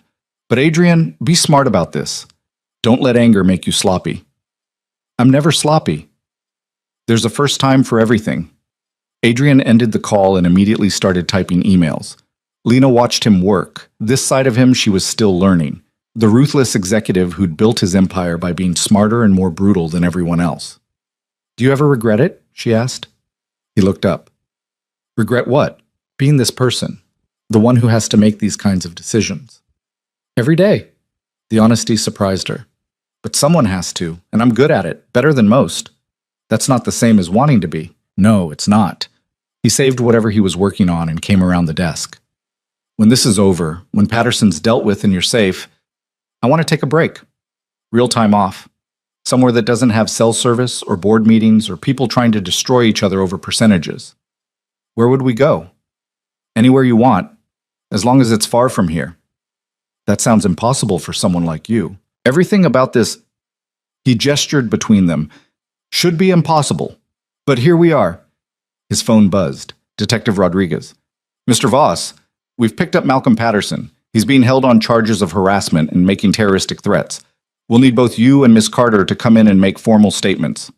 When? Tomorrow morning would be ideal. We'll be there. He hung up and pulled Lena close. She felt the tension in his body, the coiled energy of someone who'd been preparing for a fight and wasn't sure it was over. He's in custody, Adrian said. That's something. How long will they hold him? Depends on his bail, but it buys us time. Time for what? For me to finish what I started. The emergency board meeting happened Friday morning. Lena wasn't allowed in. Conflict of interest, Adrian explained. But she waited in his office while he systematically dismantled Richard Chen's career. Marcus came to keep her company, bringing coffee and his usual irreverent commentary. This is brutal, even for Adrian, he said, settling into one of the leather chairs. He's angry. He's protective. There's a difference. Adrian angry is cold and calculated. Adrian protective is a force of nature. Marcus studied her. You know he's in love with you, right? Lena's breath caught. He hasn't said that. He doesn't have to. I've known him for 15 years. I've never seen him like this. Never seen him care about anything more than the company, and now here you are, and he's calling emergency board meetings and ruining people's lives because they threatened you. That doesn't sound healthy. It's not, but it's real. And honestly, I think you're good for him. You make him remember there's more to life than winning. What if I'm not enough? What if this intensity burns out and we're left with nothing but the mess we made? Marcus considered this. Then at least you'll have tried. Adrian doesn't do things halfway, Lena. If he's in this, he's all in. The question is whether you are. Before she could answer, Adrian returned. His expression was grim but satisfied. How bad? Marcus asked. Chen's resigned, effective immediately. And I've made it clear to everyone in that room that betrayal has consequences. No one's going to touch him professionally after this. That's cold. That's business. Adrian looked at Lena. Patterson made bail. Her stomach dropped. What? An hour ago, posted $500,000 and walked. So he's just free? For now, but he has conditions. Restraining order, GPS monitoring. He comes within 1,000 feet of either of us, he goes back to jail. That's not enough. I know. Which is why we're not taking any chances. Adrian pulled out his phone and showed her a booking confirmation. We're leaving the city for a few weeks. The Caribbean, private villa, security on-site, completely off-grid. Adrian, I can't just leave. Yes, you can. I've already talked to Karen. You're taking leave. Paid, full benefits. When this settles down, you come back, but right now you need to be somewhere Patterson can't find you. And you're just leaving your company? I can run it remotely. The important thing is keeping you safe. Marcus stood. I'll leave you two to argue about this. But Lena? He's right. Get out of the city, let things cool down. Patterson's desperate, and desperate people are unpredictable. He left before she could protest. Lena looked at Adrian. You can't just upend your life because of me. Watch me. He took her hands. I've spent 15 years building this company. It's successful, it's stable, and it runs fine without me micromanaging every decision. But you're irreplaceable. And if something happened to you because I was too stubborn to take precautions, I'd never forgive myself. So we just run? We strategically relocate while the legal system does its job. That's not running, that's being smart. When do we leave? Tomorrow. I've already had your apartment packed up, just essentials, things you'll need for a few weeks. Everything else stays secure. You packed my apartment. I had people pack your apartment. Professionals. I didn't touch your underwear drawer or anything weird like that. Despite everything, she almost laughed. This is insane. Yeah, it is. He pulled her closer. But I'm not losing you to some vindictive criminal who can't handle the consequences of his own actions. So we're going to the Caribbean. We're going to sit on a beach and drink things with umbrellas in them and let Patterson destroy himself from a distance. And then what? Then we come back. We build a life. We figure out how to make this work without death threats and emergency board meetings. He kissed her forehead, but first, we survive. Together. Lena let herself lean into him, exhaustion and adrenaline finally catching up. Okay. Okay. Yeah. Let's go to the Caribbean. Let's get the hell out of here for a while. Good. His arms tightened around her. Pack light. I've got everything else covered. The flight left JFK Saturday morning. First class, then a private charter to an island Lena had never heard of. The villa was exactly what Adrian had promised. Isolated, beautiful, with security that looked like resort staff, but clearly wasn't. Lena stood on the terrace, looking out at turquoise water that seemed impossible, and felt some of the tension start to drain.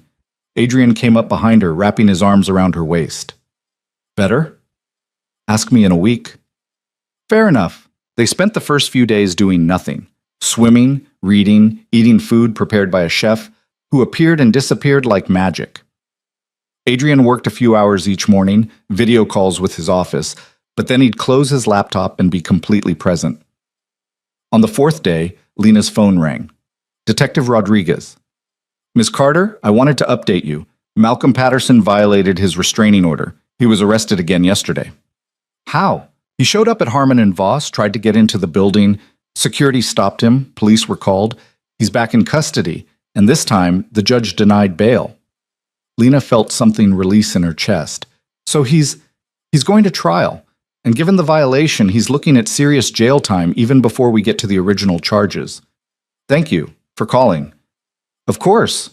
Enjoy your vacation, Ms. Carter. You've earned it. Lena found Adrian on the beach, staring out at the horizon. Patterson's in jail, she said. Violated the restraining order. No bail this time. Adrian turned to look at her, relief visible. Good. It's over. Yeah, it is. She moved into his arms, and they stood there for a long time, just breathing. What happens now? Lena asked eventually. Now we figure out what comes next. For us. And what do you want that to be? Adrian pulled back enough to look at her face. I want you to move in with me, officially. Not because you're hiding from threats, but because I want to wake up next to you every morning. I want to build something real with you. That's a big step. We've already taken bigger ones. And Lena, I'm in love with you. I've been in love with you since that night you told me you weren't sure if the emoji was an accident. Since you looked at me like I was just a person instead of a position. I don't need you to say it back right now, but I need you to know where I stand. Her eyes stung. You're ridiculous. I'm honest. I love you too. Even though you're intense and overprotective and you ruined a man's career because he gave up your schedule. He endangered you. I'd do it again. I know. That's the terrifying part. She kissed him. But yes, I'll move in with you when we get back. His smile was incandescent. Yeah? Yeah, let's see where this goes. They stayed in the Caribbean for 2 more weeks. When they finally returned to New York, Patterson was awaiting trial. Richard Chen had left the industry entirely, and the office gossip about Lena and Adrian had finally died down to manageable levels. Adrian made their relationship public in the most Adrian way possible, a memo to the entire company announcing that he and Lena Carter were in a committed relationship, effective immediately, and anyone who had concerns about conflicts of interest could direct them to HR. Subtle, Lena said when she read it. Effective. Now everyone knows, and no one can say we were hiding it. She moved into his Tribeca apartment the following weekend. Her studio lease ended, her furniture went into storage, and suddenly she was living in a space 10 times the size with a man who owned more suits than she owned anything. It should have been overwhelming. Instead, it felt like coming home.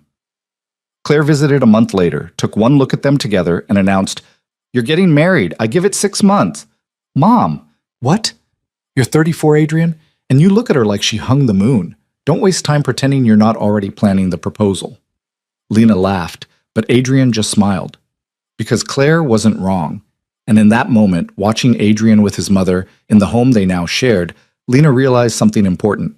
She'd stopped being afraid. Of the relationship, of the intensity, of what people thought. She'd chosen this.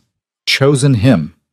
Chosen to build something real even when it was complicated and messy and occasionally involved death threats from vindictive criminals. It wasn't perfect, but it was theirs. And that was enough. Claire's prediction proved optimistic. Adrian proposed 3 months later, not 6. He did it on a random Tuesday in April. No fanfare or elaborate planning. They were in the kitchen of the Tribeca apartment, Lena making coffee while Adrian scrolled through emails at the counter. Morning light streamed through the windows, traffic humming 60 stories below. "Marry me," he said, not looking up from his phone. Lena nearly dropped the coffee pot. "What? Marry me?" This time he did look up, setting his phone aside. "I was going to plan something elaborate. Dinner, ring presentation, the whole performance. But then I realized that's not us. This is us.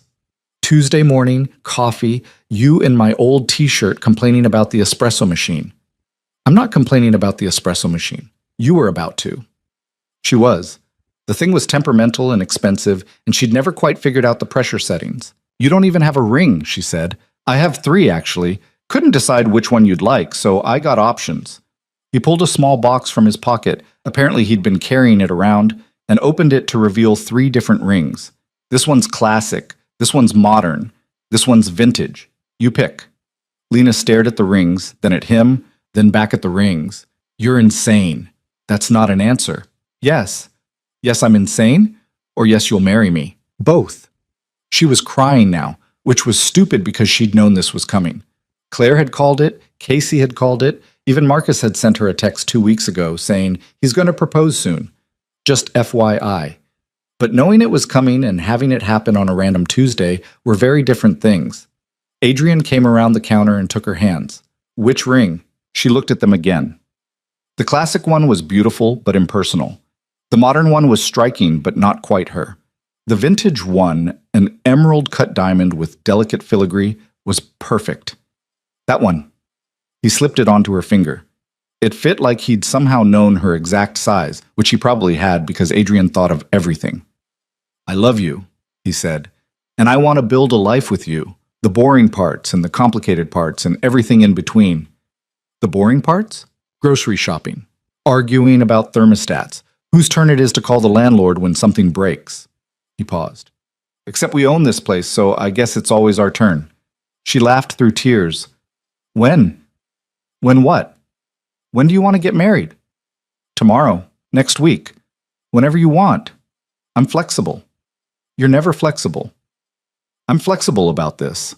As long as it happens, I don't care about the timeline." Lena looked down at the ring on her finger, then up at the man who'd somehow become her entire world in less than a year. "Your mother's going to want a big wedding." "My mother can want whatever she wants. This is about us." "I should probably call my parents. They don't even know we're this serious." "So call them. Tell them their daughter's marrying a workaholic CEO with control issues and a tendency to solve problems by throwing money at them." "You're really selling yourself here." "I'm being honest. They should know what they're getting." She kissed him, coffee forgotten. 6 months. I want 6 months to plan something that feels like us. Not too big, not too formal. Just people we actually like." "Done."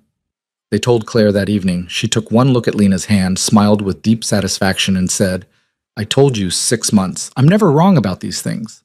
"It's been 3 months, Mom." "Even better. When's the wedding?" 6 months from now," Lena said. "October then. Perfect. I'll make calls." "Mom, we don't need you to—" "Of course you do. You're both busy, and someone needs to coordinate this properly. I'm retired, I'm bored, and I'm excellent at managing complicated projects. Consider me hired." Adrian looked at Lena. "We could argue. Would it matter?" "Not even a little." "Then I guess we're letting your mother plan our wedding." Claire pulled out her phone immediately, already typing notes. Small but elegant. Maybe the beach house? Or somewhere upstate. Definitely not a hotel. Too impersonal. How many people? 50? Lena tried. 80. You'll forget people if you go too small. Trust me. Within a week, Claire had commandeered their dining table, spreading out vendor contacts and venue photos, and seating charts that made Lena's head spin. But she was good at it, ruthlessly efficient, and surprisingly thoughtful about what Lena and Adrian actually wanted. Your mother's terrifying, Lena told Adrian one night. She means well. She asked me 17 questions about floral arrangements today. 17. I didn't even know there were 17 questions to ask about flowers. Just nod and agree. It's easier. That's your strategy for dealing with your mother? It served me well for 34 years. Work became a different kind of complicated. Lena had been promoted after the Patterson case, senior analyst with a team of her own and projects that actually challenged her. Karen had been her biggest supporter, pushing her forward even when Lena worried about appearances. You earned this, Karen said when Lena voiced concerns. Patterson audit, your work on the Chen investigation aftermath, the restructuring proposal you put together last month. You're good at what you do. Stop second-guessing yourself. But Adrian recused himself from the promotion decision. I pushed for this. The other partners pushed for this. You got this job because you're the best person for it, not because you're sleeping with the CEO. It should have made her feel better. Mostly, it just made her aware of how much scrutiny she was under, how many people were waiting for her to fail so they could confirm their suspicions. Casey met her for lunch one afternoon in May, taking one look at her face and ordering wine. Talk, Casey said. I'm fine. You look like you haven't slept in a week. 3 days. But who's counting? Lena rubbed her eyes. I'm just tired. Wedding planning, new job responsibilities, trying to prove I'm not just the boss's fiancé. You know you don't have to prove anything, right? Don't I? Half the office thinks I slept my way into this promotion. And the other half knows you're brilliant. Stop caring about the first half. Easy to say. Hard to do, I know. Casey sipped her wine. But Lena, you've been working yourself into the ground for 3 years. You found the Patterson fraud. You built the case against Chen. You've restructured half the accounting department's workflow and saved the company millions in inefficiencies. That's not sleeping your way anywhere. That's being exceptional at your job. Then why do I feel like I'm constantly on trial? Because you care what people think, which is both your greatest strength and your biggest weakness. Casey leaned forward. You're marrying Adrian in 5 months. You're building a life with him. At some point, you have to decide whether other people's opinions matter more than your own happiness. Lena knew she was right. That didn't make it easier. The Patterson trial happened in June. Lena had to testify, walking through her audit findings while Patterson glared at her from the defense table. His lawyer tried to paint her as vindictive, as someone who'd fabricated evidence to impress her boyfriend. The prosecution tore that theory apart with documentation and expert testimony. Lena's work was airtight. Patterson's fraud was undeniable. He was sentenced to 8 years for the fraud and the harassment charges. The judge was particularly harsh about the stalking and threats, calling it a calculated attempt to intimidate a witness and obstruct justice. Adrian was in the courtroom when the verdict came down. He didn't react visibly, but Lena felt his hand find hers and squeeze. Outside the courthouse, reporters swarmed. Questions about the trial, about their relationship, about whether she'd really earned her promotions. Adrian handled it with the ease of someone who'd been dealing with press his entire career. Ms. Carter's work speaks for itself. The trial outcome speaks for itself. And our personal relationship is exactly that, personal. Thank you. They left before anyone could push further. In the car, Lena let out a breath she'd been holding for months. It's really over. Yeah, it is. I thought I'd feel more relieved. Give it time. Trauma doesn't disappear the second the threat does. She looked at him. When did you become wise about trauma? When I spent 3 months watching someone I loved deal with it. He pulled her close. You did good in there. You held your ground. I was terrified. I know. You did it anyway. That's courage. Or stupidity. Sometimes they're the same thing. Wedding planning intensified as summer wore on. Claire had settled on the beach house for the venue, transforming the property into something elegant but unpretentious. Lena's parents flew in from Minnesota in August to meet Adrian properly. Her father, tall, quiet, with the same careful eyes as Lena, shook Adrian's hand with a grip that was firm but not aggressive. You're the CEO, Robert Carter said. I am. And you make my daughter happy? I try to. That's all I need to know. Her mother, Anne, was more effusive. She hugged Adrian like he was already family and immediately started swapping stories with Claire about their respective children. They're terrifying together, Adrian observed, watching the two mothers laugh over wine in the kitchen. They're forming an alliance, Lena agreed. We're doomed. Her younger brother Jake was less diplomatic. You're really marrying this guy? He asked Lena while Adrian was occupied with their fathers. That's the plan. He's rich. I noticed. Like really rich. Your observation skills are sharp today. Jake grinned. I'm just saying, if you screw this up, can I have his car? I saw the Audi in the garage. You're terrible. I'm practical. Also, he seems okay. Little intense, but okay. High praise. I mean it. He looks at you like you're the only person in the room. That's either really romantic or really obsessive, and I'm choosing to believe it's romantic. Lena laughed. She'd missed her brother, his irreverent honesty, the way he could cut through tension with a stupid joke. That evening, all 6 of them had dinner together. Lena, Adrian, both sets of parents, and Jake. It should have been awkward, this collision of worlds. Instead, it felt right. Her father and Adrian talked about fishing, of all things. Her mother and Claire planned potential grandchildren. Jake ate 3 servings of dinner and asked Adrian inappropriate questions about running a company. I like them, Adrian said later, after everyone had left. They're not subtle. Neither are you. It's genetic. My mother asked if we were planning kids yet. My mother asked the same thing. I told her we're still figuring out being married first. Smart answer. I thought so. He pulled her onto the couch. But for the record, when you're ready, if you're ready, I want that. Kids, chaos, all of it. That's a terrifying thought. Which part? You as a father, you can barely handle not working 60 hours a week. I'd figure it out. For you, for them, I'd figure it out. She believed him. That was the thing about Adrian. When he committed to something, he didn't do it halfway. September brought final wedding preparations and a different kind of stress. Dress fittings, menu tastings, rehearsal dinner planning.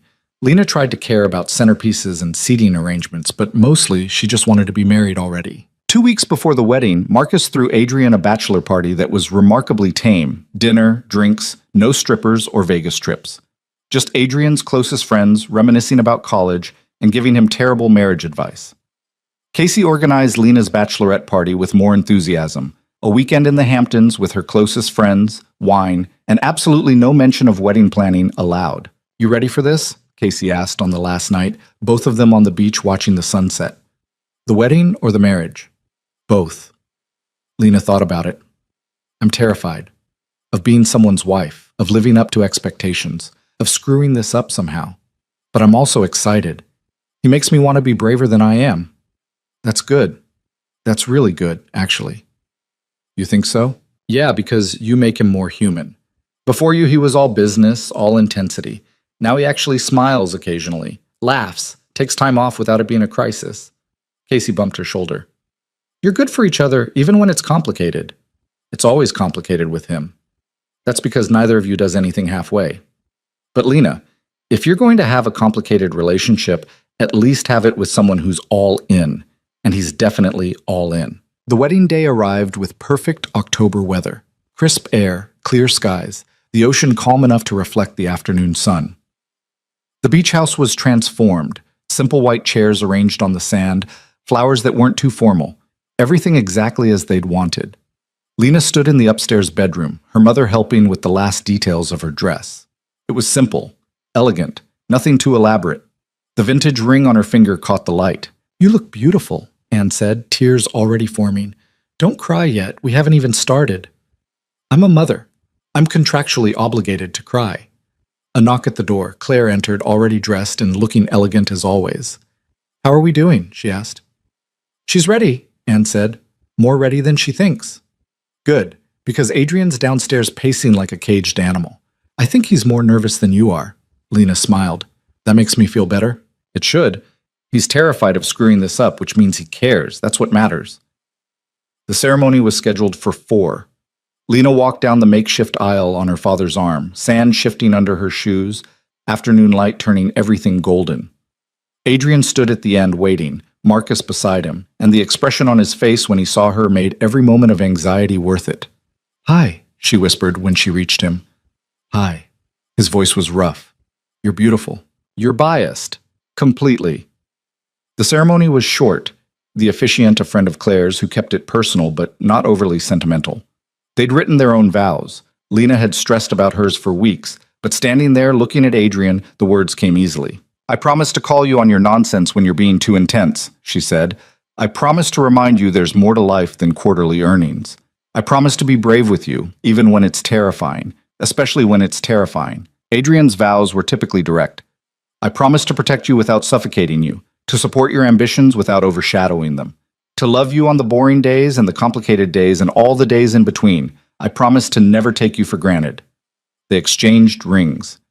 The officiant pronounced them married. Adrian kissed her like they weren't standing in front of 80 people, and somewhere behind her, Lena heard her mother crying and Claire laughing. The reception was everything a wedding should be: good food, better wine, dancing as the sun set over the ocean. Lena's father gave a speech about watching his daughter grow into someone braver than he'd expected. Claire gave one about finally getting Adrian to slow down enough to build a real life. Marcus gave one that was mostly embarrassing stories from college, but ended with genuine affection. "I've known Adrian for 15 years, Marcus said, and I've never seen him happy. Successful? Sure. Driven? Absolutely. But happy? That's new. That's because of Lena. So here's to finding the person who makes you want to be more than what you built yourself to be." Adrian squeezed Lena's hand under the table. They danced as the evening turned to night. Lena in Adrian's arms, the ocean providing soundtrack, surrounded by people who'd become family in the last year. "Thank you," Adrian said quietly. "For what?" "For saying yes. For trusting me, for building this with me. Thank you for showing up at my apartment that night because of an accidental emoji." He laughed. "Best mistake you ever made." "Second best." "What's the first?" "Saying yes to dinner. That's when I really committed. No takebacks now. You're stuck with me." "Good." They left the reception around 11, sneaking away to the house while the party continued on the beach. Upstairs, in the room they'd shared dozens of times before, everything felt different and exactly the same. "We're married," Lena said, still processing. "We are." "That's insane." "Completely." He pulled her close. "Any regrets?" "Ask me in 50 years." "Deal." They honeymooned in Italy.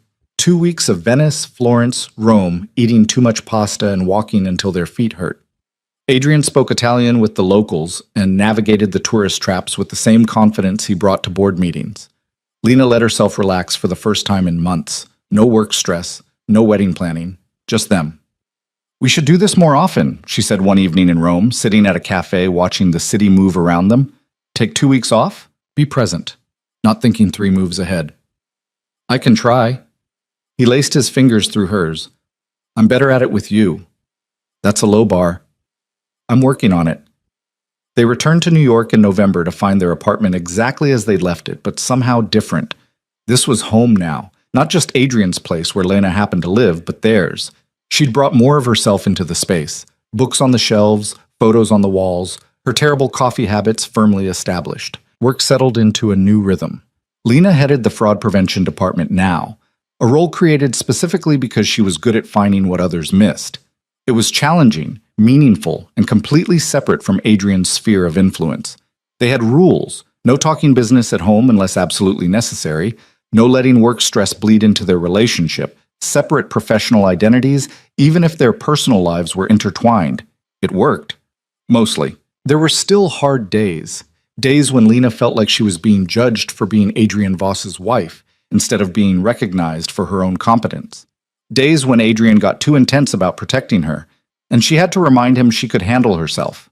Days when they argued about stupid things because they were both stubborn and neither knew how to back down gracefully. But there were more good days. Days when they'd cook together and laugh at how terrible they both were at following recipes. Days when Adrian would leave work early, actually early, not just before 8, to surprise her with dinner reservations. Days when Lena would drag him to art galleries and he'd pretend to hate it, but she knew he didn't. Christmas brought both families together again. Lena's parents and Jake flew in, Claire hosted dinner at her place, and for the first time in years, Adrian looked genuinely relaxed, surrounded by people.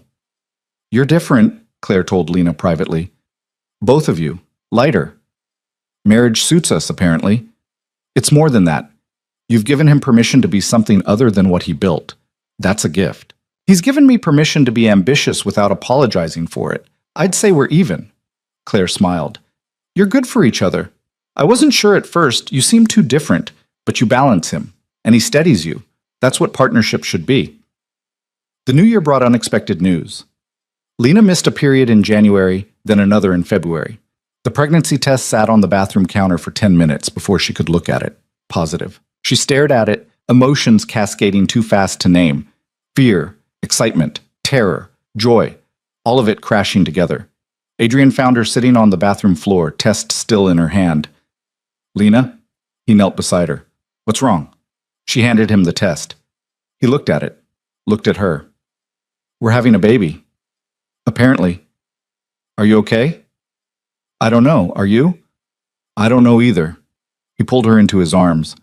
But we'll figure it out. You can't just solve this with strategy and resources. Watch me. She laughed despite the tears. You're ridiculous. I'm committed. There's a difference. They told their families in March after the first trimester passed and things felt more certain. Anne cried. Robert looked proud. Jake made jokes about free babysitting. Claire immediately started planning nursery designs. Your mother's already decorating a room we haven't even decided on, Lena told Adrian. That's her love language. Let her have it. Work became complicated in new ways. Lena was determined to keep performing at the same level, to prove she could be excellent at her job and pregnant. But exhaustion hit harder than expected, and there were days when she could barely keep her eyes open through meetings. Take leave, Adrian said one evening when he found her asleep at her laptop. I'm fine.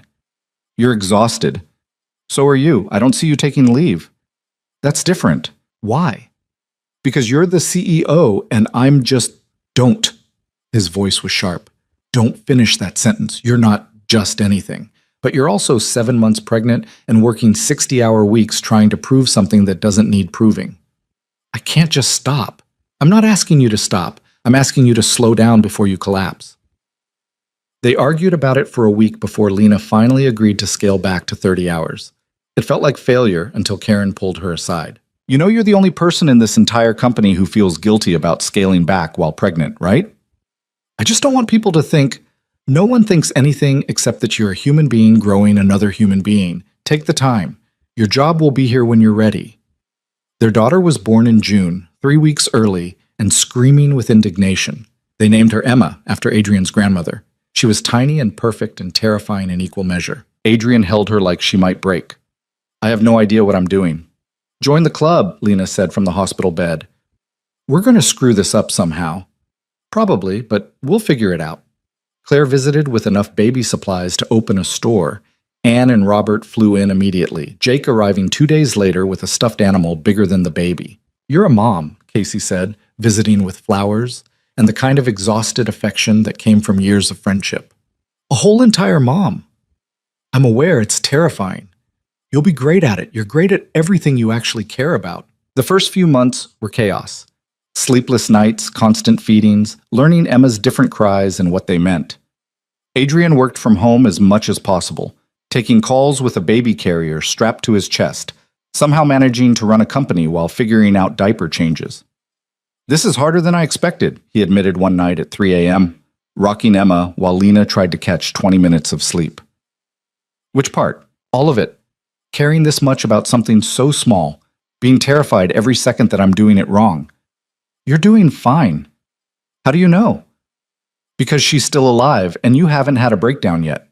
That's the bar right now. He laughed quietly. Fair enough. Emma grew. 6 months, then a year. She had Lena's eyes and Adrian's determination, refusing to sleep through the night until she decided she was ready.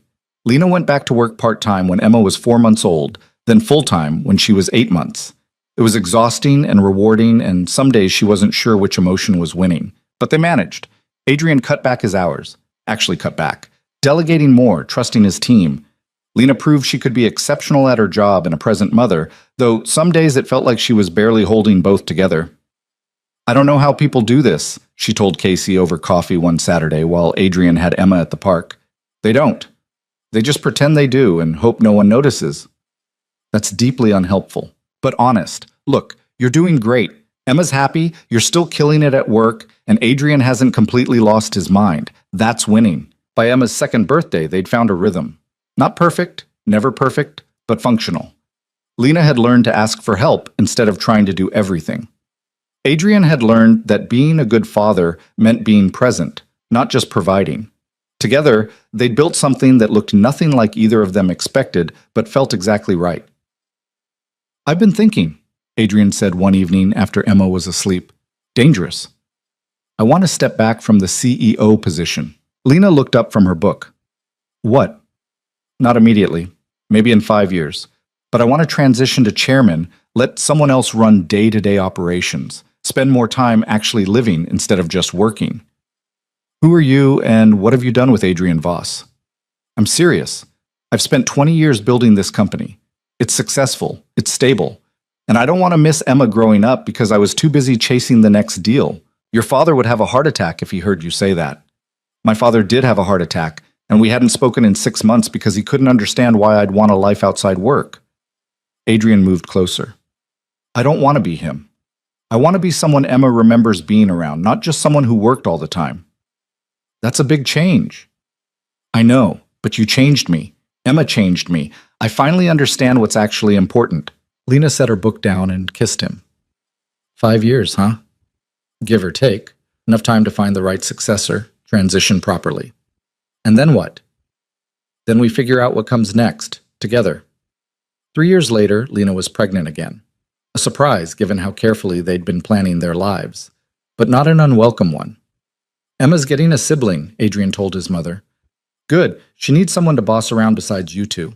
Their son, they named him Daniel, after Lena's grandfather, arrived on a crisp October morning, calm where Emma had been chaotic. He slept through the night at 6 weeks and smiled at everything. "This is suspiciously easy," Lena said.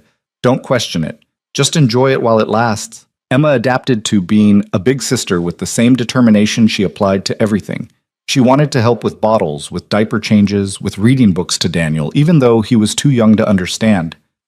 "She's going to be terrifying when she's older," Adrian observed. "She gets it from you. She gets it from both of us." He wasn't wrong. By the time Daniel was 1, Adrian had begun the transition away from CEO. He'd found his successor, a brilliant woman named Sarah Chen, who'd been with the company for 12 years and had the respect of everyone who mattered. The board approved the transition plan. Adrian would step down in 2 years, move to chairman, and actually have time to breathe. "You're really doing this," Lena said, watching him present the plan to the board. "I really am." "No regrets?" "Not even one." The years that followed weren't perfect. Emma struggled in school with math until Adrian spent months working through problems with her every night. Daniel turned out to have Adrian's intensity and Lena's perfectionism, a combination that made him brilliant but anxious. Lena had her own challenges, a merger that went sideways, a team member who undermined her, the constant balance of being excellent at work while being present at home. But they managed. They argued sometimes about parenting choices, about work stress, about whose turn it was to handle the school pickup. But they always worked through it because the foundation they'd built was solid enough to handle the complications. Adrian stepped down as CEO when Emma was 7 and Daniel was 4. The transition was smooth, Sarah taking over with competence and vision. Adrian stayed involved as chairman but with dramatically reduced hours. "I don't know what to do with all this free time," he admitted a month into the new arrangement. "Learn to relax?" "That sounds boring," says the man who used to work 80-hour weeks. "I was younger then, more foolish." "You're 44. You're not exactly ancient." "I feel ancient some days, especially when Emma explains TikTok to me." Lena laughed. "Join the club." They traveled more. Real vacations, not just long weekends squeezed between meetings. They took Emma and Daniel to Minnesota, to the beach house, eventually to Italy where Adrian taught them to order gelato in Italian, and Lena documented everything with terrible photos. Claire watched them one Christmas, surrounded by chaos. Emma reading to Daniel, wrapping paper everywhere. Adrian trying to assemble a toy without instructions. "You did good," she told Lena quietly. "With what?" "All of it." Grounding him. Building a life that's more than just success. "He did the same for me. Taught me I could be ambitious and still have a life." That's partnership. That's what his father and I never quite managed. She smiled. But you two figured it out. On their 10th anniversary, Adrian took Lena back to the beach house. Just them, no kids. Claire and Anne had teamed up to handle Emma and Daniel for the weekend. They walked the same stretch of beach where they'd been photographed all those years ago, back when someone was trying to scare them apart. You remember when we were here and Patterson was stalking us? Lena asked. I try not to. But you remember. Yeah, I remember being terrified something would happen to you. Remember thinking I'd do anything to keep you safe. You were a little intense about it. I was a lot intense about it, but I meant every word. I still do. They stood watching the waves, the same ocean that had witnessed so much of their journey. Do you ever regret it? Adrian asked. The accidental emoji? Saying yes to dinner? All of it? Never. You? Not once. He turned to face her fully. You rewrote my entire life with one impulsive thumb tap. Best accident I've ever been part of. It wasn't entirely an accident. I know. You knew? I suspected, but it doesn't matter. Accident or intention, it brought us here. And here is pretty good. Lena leaned into him, feeling the solid certainty of 10 years together. They'd survived threats and scrutiny and the messy complications of building a life together. They'd created two humans who were brilliant and chaotic and perfect. They'd learned to balance ambition with presence, success with actual happiness. What do you want for the next 10 years, she asked. This. More of this. Watch Emma and Daniel grow up, travel when we feel like it, build businesses or don't. Whatever we want, as long as we do it together. That's not very specific. It's not supposed to be. I spent 20 years with 5-year plans and quarterly projections. Now I just want to see what happens. That's very unlike you. You changed me. You changed me too. They walked back to the house as the sun set, painting the sky in impossible colors. Inside, wine was already poured, dinner waiting. Tomorrow they'd go back to the city, back to their jobs and their kids and their beautifully complicated life. But tonight was theirs. 10 years from the accidental emoji that started everything. 10 years of learning that love wasn't about perfection. It was about choosing each other, over and over, through boring days and terrifying ones and everything in between. Emma was 12 when she asked about how her parents met. You really sent Dad a fire emoji by accident? She looked skeptical. I really did. That's embarrassing. Very. But kind of romantic. I guess it was. Did you know you'd marry him? Lena thought about it.